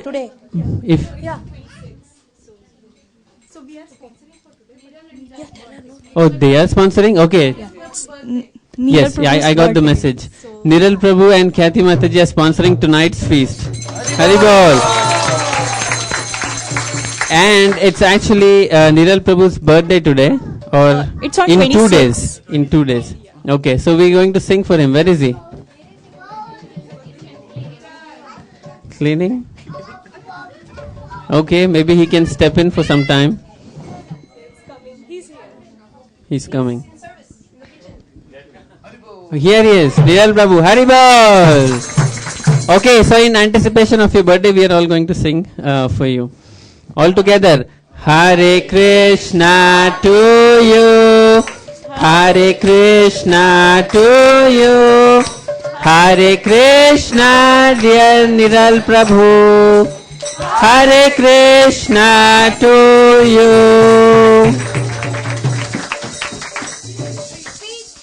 Short speech. Thank you very much for all your association. Thank you for your association as well. Thank you very much. Khyati Machi, you want to say something? Okay. Okay, so tonight's prasadam feast is was cooked by Hiral Mataji, Sukamna Mataji, and Usha Mataji. So and Prashant Prabhu as well. So and later on he also played very nice mridanga. So I could feel that today the floor was shaking so much. There was so much dancing going on. I hope we have a good floor in our new temple. Okay. Okay. Oh, and also helped by Sri Devi Mataji. She was the first time. Okay, so we'll take prasadam very soon. But before that, anything else for ISV tonight? Okay, we need cleaners. Last but not the least, but we need cleaning volunteers to help clean the temple after the program. For about 45 minutes or so, we need at least 4 or 5 volunteers. So, if anyone would like to volunteer, can raise their hands. Here we have one Mataji, Madhuri Mataji. Thank you very much. Maybe 3 more. Prabhu is always there. Okay, we have Abhijit Prabhu and 1 more maybe. Okay, well, if you feel like having during prasadam, you can always let us know. Okay, so I think that's all. That's all the announcements are tonight. We'll sing the prasadam prayers all together. Oh, you have something to say? No. There is an announcement? Okay. Okay, go ahead. Hare Krishna. I just wanted to let you know that we have started a ISB homeschool co-op after the seminar of Arudha Mataji and Radhika Raman Prabhu, and already there are 6 families in it, and the age group is from 2 to 8, all the age group kids. So what we do is we do homeschooling at home, and every week the kids meet once a week in the temple or anywhere, and they just share whatever they are learning at home and all the other Krishna conscious things, and they just sing or perform before the parents what they can get more inspiration. So if you are interested into homeschooling or any Krishna conscious parenting, please contact me. It is very nicely going on from last 2 weeks. Hare Krishna. Thank you, Mataji. We have a short announcement from Sri Krishna Purushottam. Hare Krishna. Yesterday we concluded our monthly Sankirtan offering. You can see the poster here. Like we do a book distribution every weekend, like monthly once, thrice a weekend, like based on our goal. So yesterday we concluded by distributing around 7 Chaitanya Charitamrita sets. Rajesh Prabhu is the start with, he's our inspiration. And we have also distributed 7 Srimad Bhagavatam sets. And we concluded our books course by more than 2,500 books, and the Lakshmi is around $3,300 Lakshmi. So we would like to thank all the participants who came forward. Motal Geeta also participated in big way. And also I would like to thank Bhubipati Prabhu, who is here. He is a Prabhupada disciple. He travels all over the world by distributing Srila Prabhupada books from past 30 years. So if you have any doubts or anything, you can contact Prabhuji after. Hare Krishna. Thank you, Prabhu. Hari Bol. Thank you very much. So we'll all sing together. Sharira Vidya Jal Jodendriya Tahe Kal Jive Pele Vishaya Sagare Tar Madhe Jibhati Lobho Mai Sudurmati Take jeta kathina samsare Krishna bada dayamot Kori bare jibhaja Swaprasad anna dilo bhai Se annamrita pao Radha Krishna guna gao Preme dako Shri Chaitanya nitai Ekadina shanti pure Bhuadvaite raghare Doi Prabhu bhajane boshilo Shakori Ashwadana Prabhu bole bhakta gana Esha Krishna Aswadilo Heno Shakaswadane Krishna prema aise mane Say preme koro aswadana Jada buddhi parihari Prasada bhojana kori Hari Hari bolo sarvaja Bhai re sachi rangane khabu Madhavendra Puri Prabhu Prasadanna Korena Bhojan Khaite Khaite Tara Ailo Prema Sudurbar Leshu no Sannyasi Ragan Mocha ghanta phula badi Dali dalna chachadi Shachi mata korilo randhan Tara shuddha bhakti hari Bhojana korilo hari Sudha samaye anna byanjan Yoge yogi pai jaha Bhoge aja betaha Hari boli khao sabe bhai Krishnera prasadanna Trigagat kore dhanya Tripurare nache jahapai Tripurare nache jahapai Mahaprasade Govinde Namo Brahmane Vaishnave Kalpapunyavatam Rajan Vishwaso Nivjayate Prasade Sarva Dukkhanam Hani Rasopajayate Prasanna Cheto Suyashu Buddhi Paryavatishtate Bhagavad Shri Mahaprasadam Ki Jai. Last few shlokas. Third shloka from the top. बार्हापीडां नटवरावपुकर्णयो कर्णिकारम् बिभ्रद्वासः कनककपिशं वैजयन्तीं च मालाम् रन्ध्रान्वेणोरधरसुधया पूर्णयन् गोपवृन्दैर्वृन्दारण्यां स्वपदरमणं प्राविशाद्गीतकीर्तिः तव कथामृतां तप्तजीवनां कविभिरीडितां कल्मषापहां श्रवणमङ्गलां श्रीमदाततां भुवि गृह्णन्ति ये भूरिदा जना कृष्ण कीर्तन गान नर्तन कला पाठो जनी भ्राजिता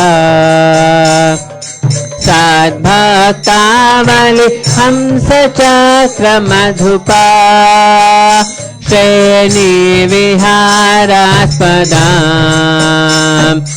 कर्णः नन्दिकलाध्वनिर्वहतु मे जिह्वामरो प्राङ्गणे श्री चैतन्य दयानिधे तव लसा लीला सुधा स्वधुनी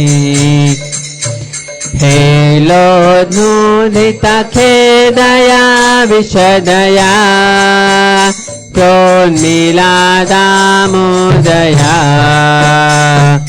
शाम्याच्छास्त्रविवादया रसदया चित्तार्पितोन्मादया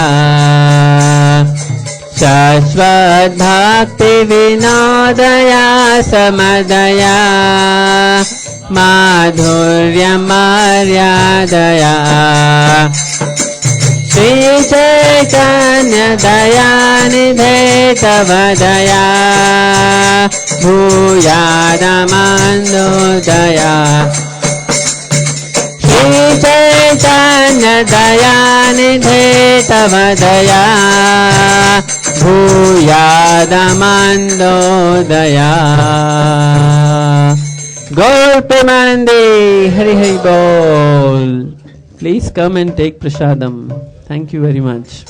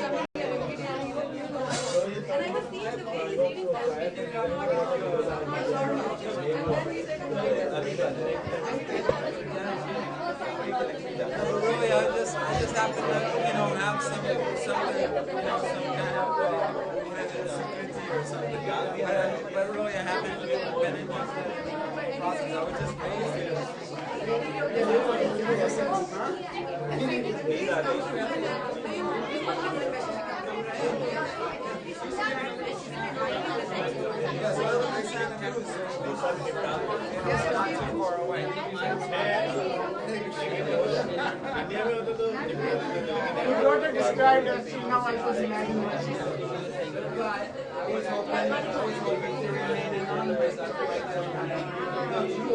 Now we understand.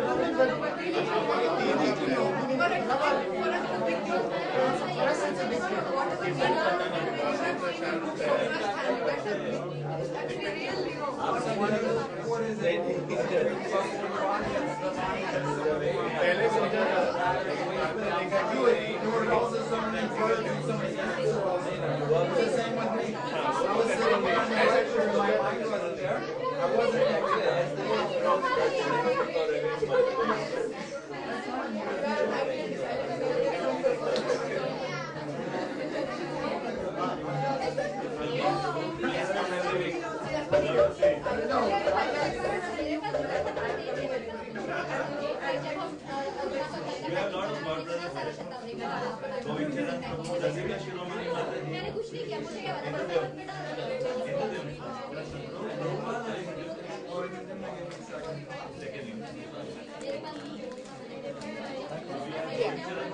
Can I keep the bag? Because are you okay? Then I'll give it to her.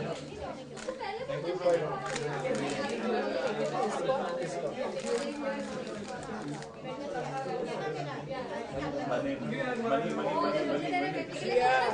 2514? No, this is just even exchange.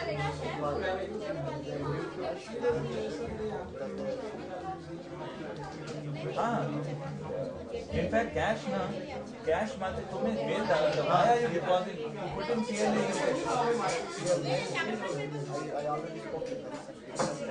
मेरे पास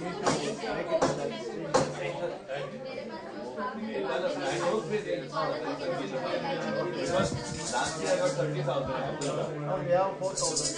Yeah, you should always match it up. Cash flow is like we have so many people working in we are deeper. We should not deposit. Mataji, we should not deposit cash now. Okay. Just have the amount dedicated. We will get to match it. Why to waste money?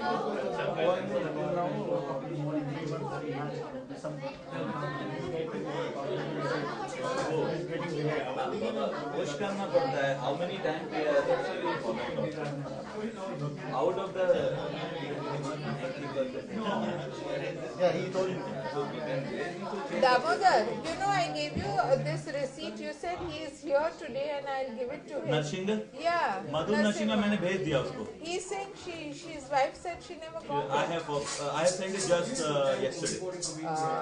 Because the one I was looking at Madhu. He said my husband never comes. Yeah. How did he give it to him? Did you mail it? Yeah. You're sure? So I shouldn't do a new one. I have sent it yesterday. So I thought the other Madhu, correct? And then when I came, he said, no, this is not me. Yeah. From Surat. This is our place. No, I don't know. Yeah. So how is he saying to put in He is saying,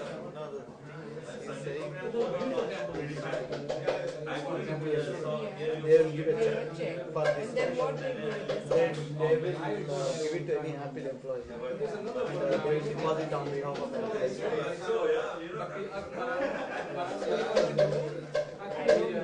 From next time. Yes, that's my story. If anybody, is anybody immediately available to do this? Yeah, we have at least 2-3 donors already. For matching, yeah. How do you? We have 4,000. So you give, for example, 4,000, give it to Harika. Correct? You give a check. No. So what we do is, for example, 3 of people who report to me, correct? We approach them. We give cash, they give check to PLA, and then the matching comes to PLA. So now you got the 10,000 which you gave them, plus you will get the match from Apple. So internally what you got, suppose 5,000, you just give it back to books account from PLA. So PLA will give a check to the books account. Yeah. Or something, work can be worked out. Or PLA में कोई expense तुम्हारा मान लो ये करना होगा, they can just pay to BBT or something.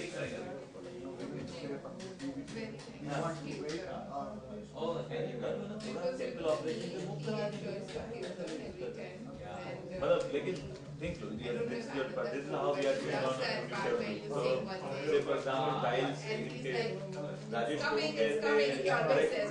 then now he got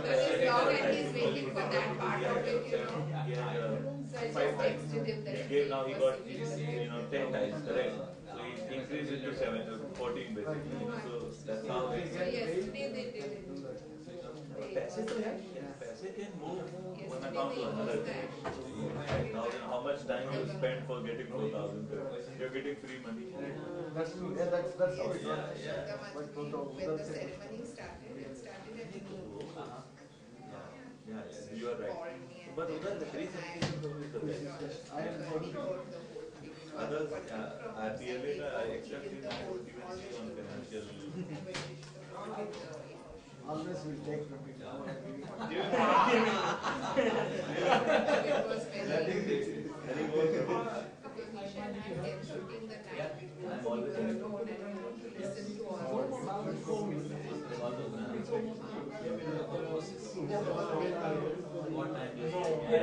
Then everyone went in for Monday tomorrow.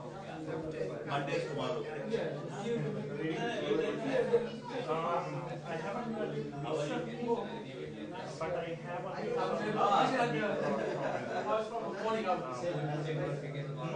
I have as it is right here, and he brought one from the Dutta. And last week when I came, I got as it is.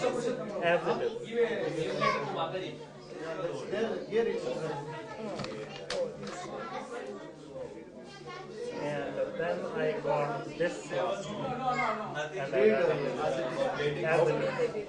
Out of 27 questions, yes. Yeah. Told we met, right? Yeah. He told we read so many books, but Prabhupada. Of his work. Actually, from that only, I made many shlokas. Because when I was in Tucson, Arizona, I used to book stick more frequently than here. And that is where, because he breaks each shloka very word by word, and then each word is similar to Hindi, I just take it. And so that is how I learned. And in fact, here once I have given a lecture on Wednesday on one shloka from Gita. So he was decided that it has to go with I need to go pretty quickly. So I mean, Take home and if you are here for the next 5 minutes, I will get some Lakshmi Prabhu. Yeah. Okay, thank you. Yes. Yes, No, I did not send, but I am very not good at writing. No, not good. That's one. Are you going to do this every month? I send it to Shailesh Prabhu. E-master is Are you going to do it every month? Newsletter? Every MS?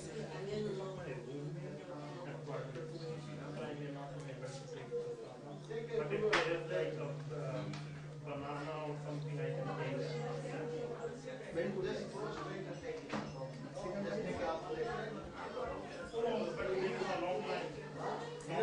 Yeah, I she told me.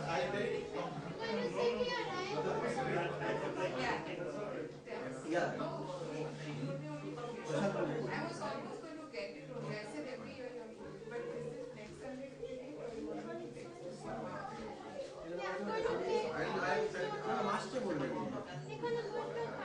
I have it, so I did it separately and Ramada did, so it has to be.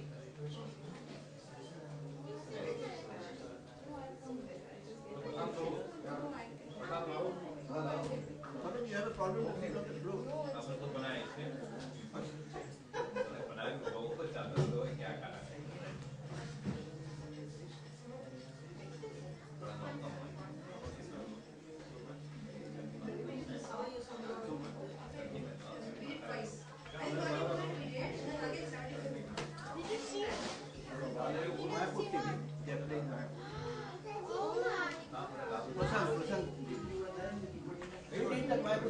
I'm telling you, Rohit is so hooked up.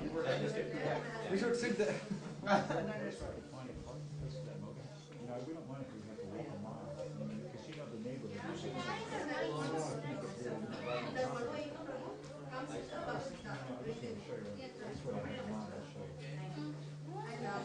Oh, is this mine? Oh, that's nice. I don't think I want this. You got it, right? It's we double checked it. So, yeah.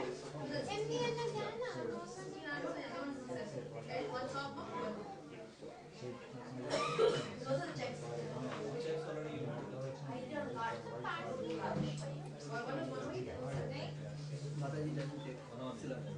We missed you all yesterday. Yesterday, yes, we also. We had first highway, I think it comes With the blue bag, right? Yeah. So that is the Santa Clara Street. So the road to Santa Clara Street. How much is that? From there, very nice.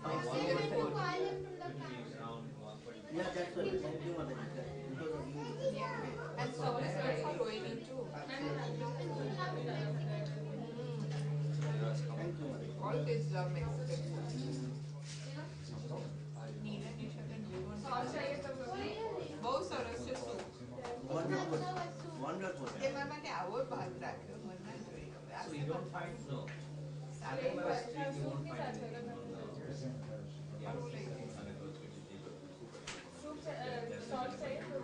So that would be if you go on the 10th Street. Salt is perfect. Perfect salt. St. James. Today what is just 3 miles away. In the 10th Street away from 7th Street, there are some places where you can park. Yeah. There are some places either you go because all of them are expensive.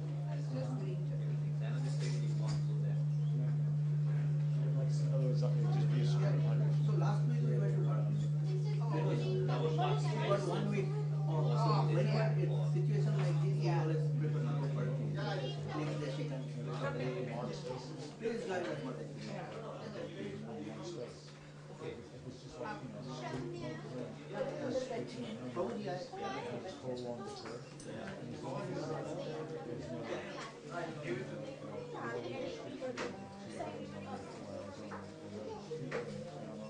Around this time, the state there is just the park. 2 hours. 2 hours, right. Further away, I should be. Yeah, going further away, which is there is 2 things. One is from the beginning of the university. Then street to go as a length of 7th Street, which is important street. If you go and come out, then you may be able to find maybe 1 mile where the street will not restrict us to 2 hours. Where you can find some places to park. There are 10th Street and 7th Street.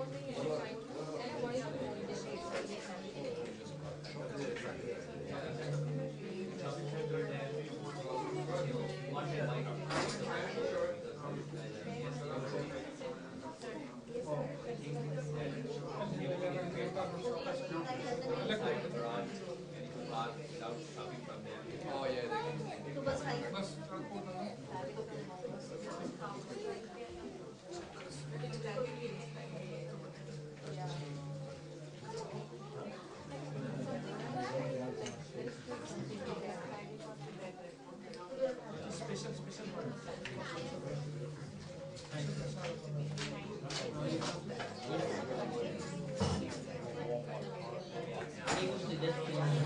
I get the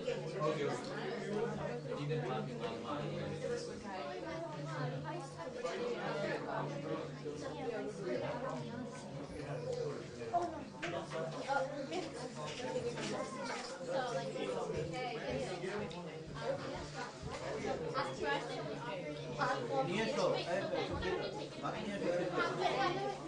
So you are there, you last time said that you are here, now you are out. I can see you don't have to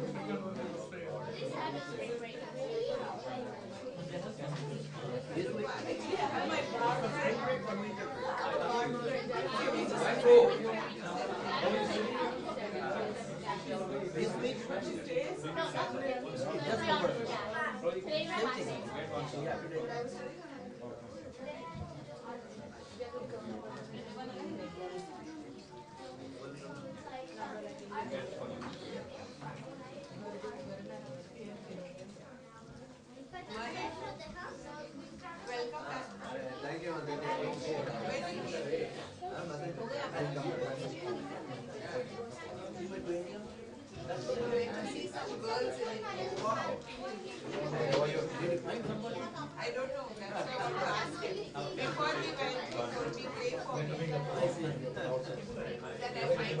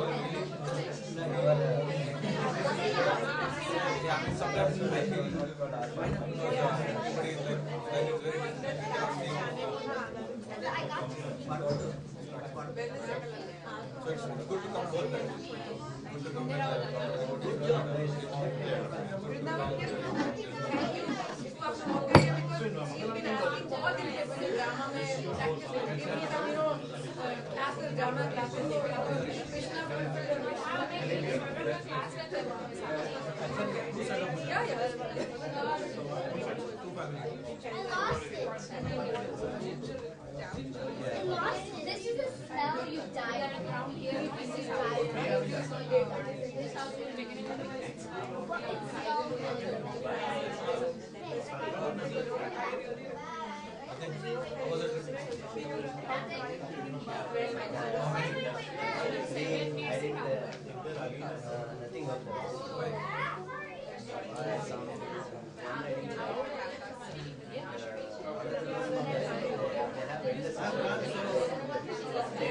They wanted to see the body. They wanted to go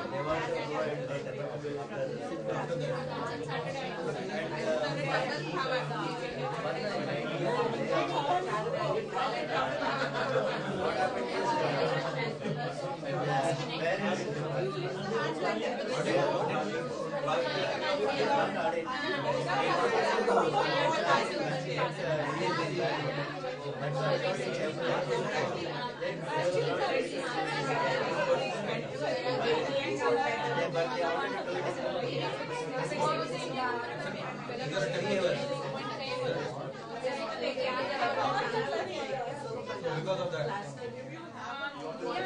Not just that, later on, there were a lot of I was also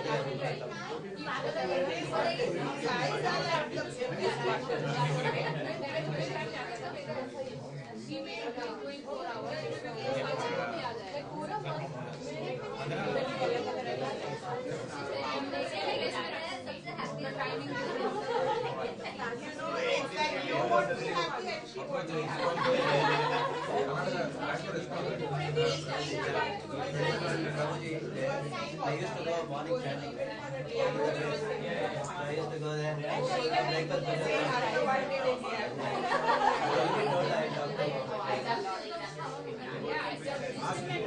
Some contacts in Bangalore. There will be so many girls. That's correct.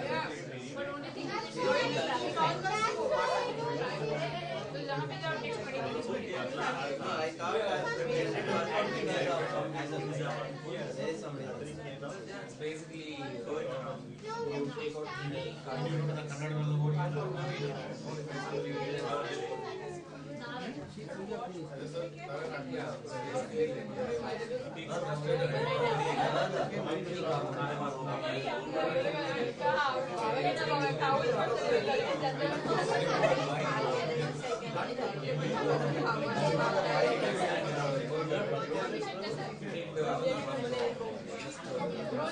sometimes you get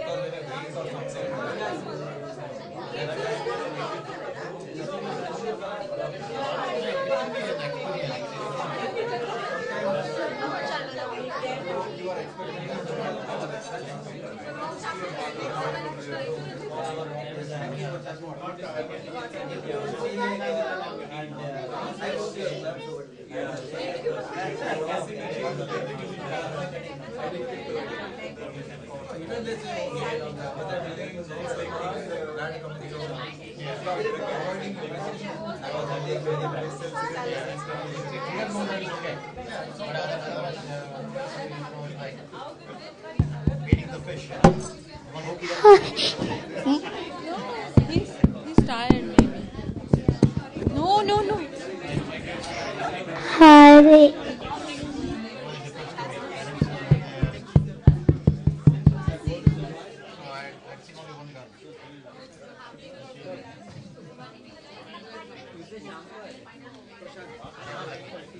You shaped your you look because I went for the marriage, right?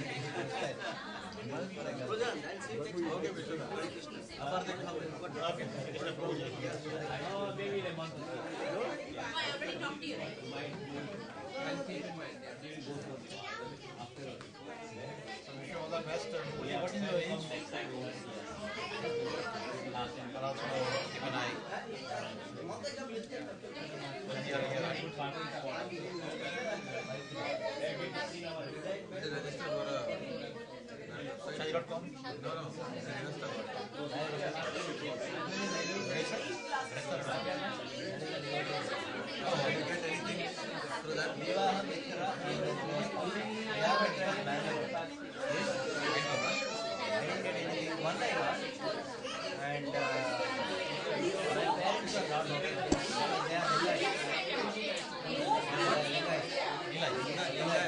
not Brahmins.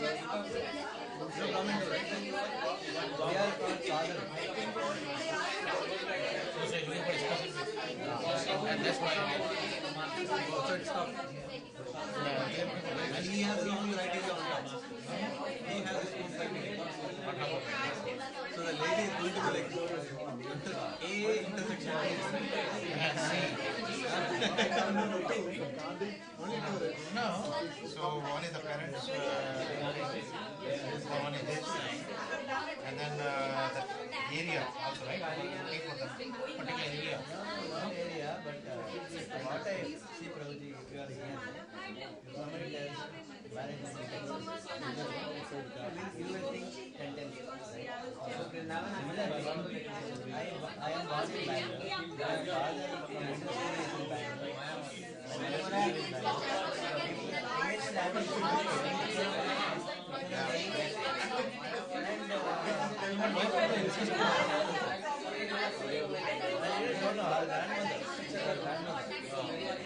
no, what you could do is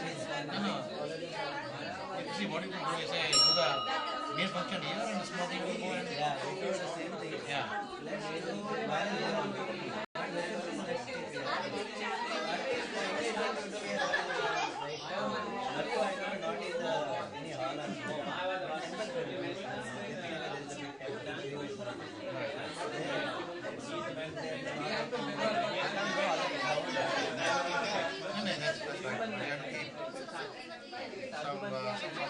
Parents also doesn't get the same thing. The problem is that the girl, when the parents accept the girl, that girl is scared also. How the way she talks she didn't maintain the etiquette. Then you will get at least. She was very rude to my father. Oh, is it? So that will not work. Right there is a problem. Whatever you can be rude to you, anybody would. My father, she was rude to me. That Prabhuji, what happened is Hare Krishna. Yeah, same. When she was dark, she was so dark. Nobody is there. But she was like that charm was there. She's dark. The dark beauty is there. Nothing is a character because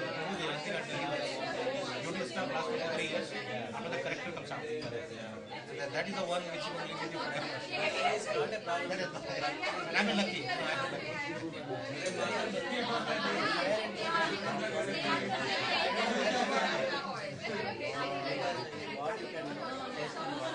Yeah, no, but the parents first time if you had kind of feeling.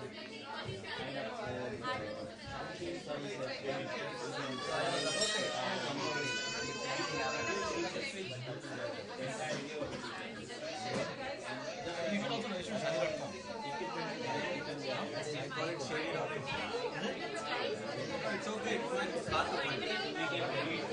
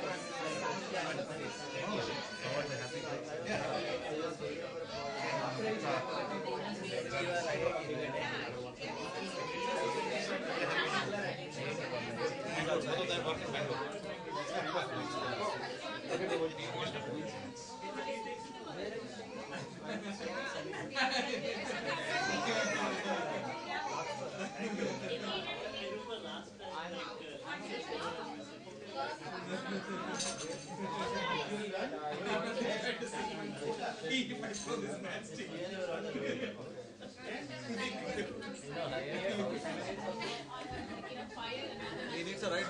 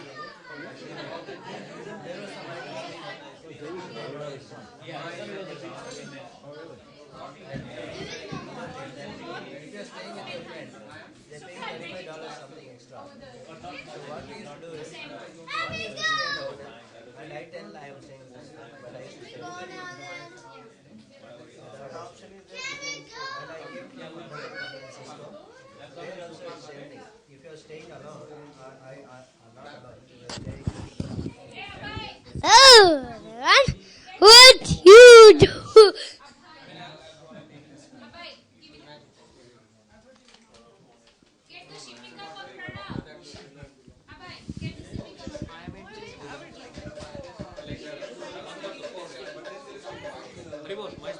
How was your manager fixed?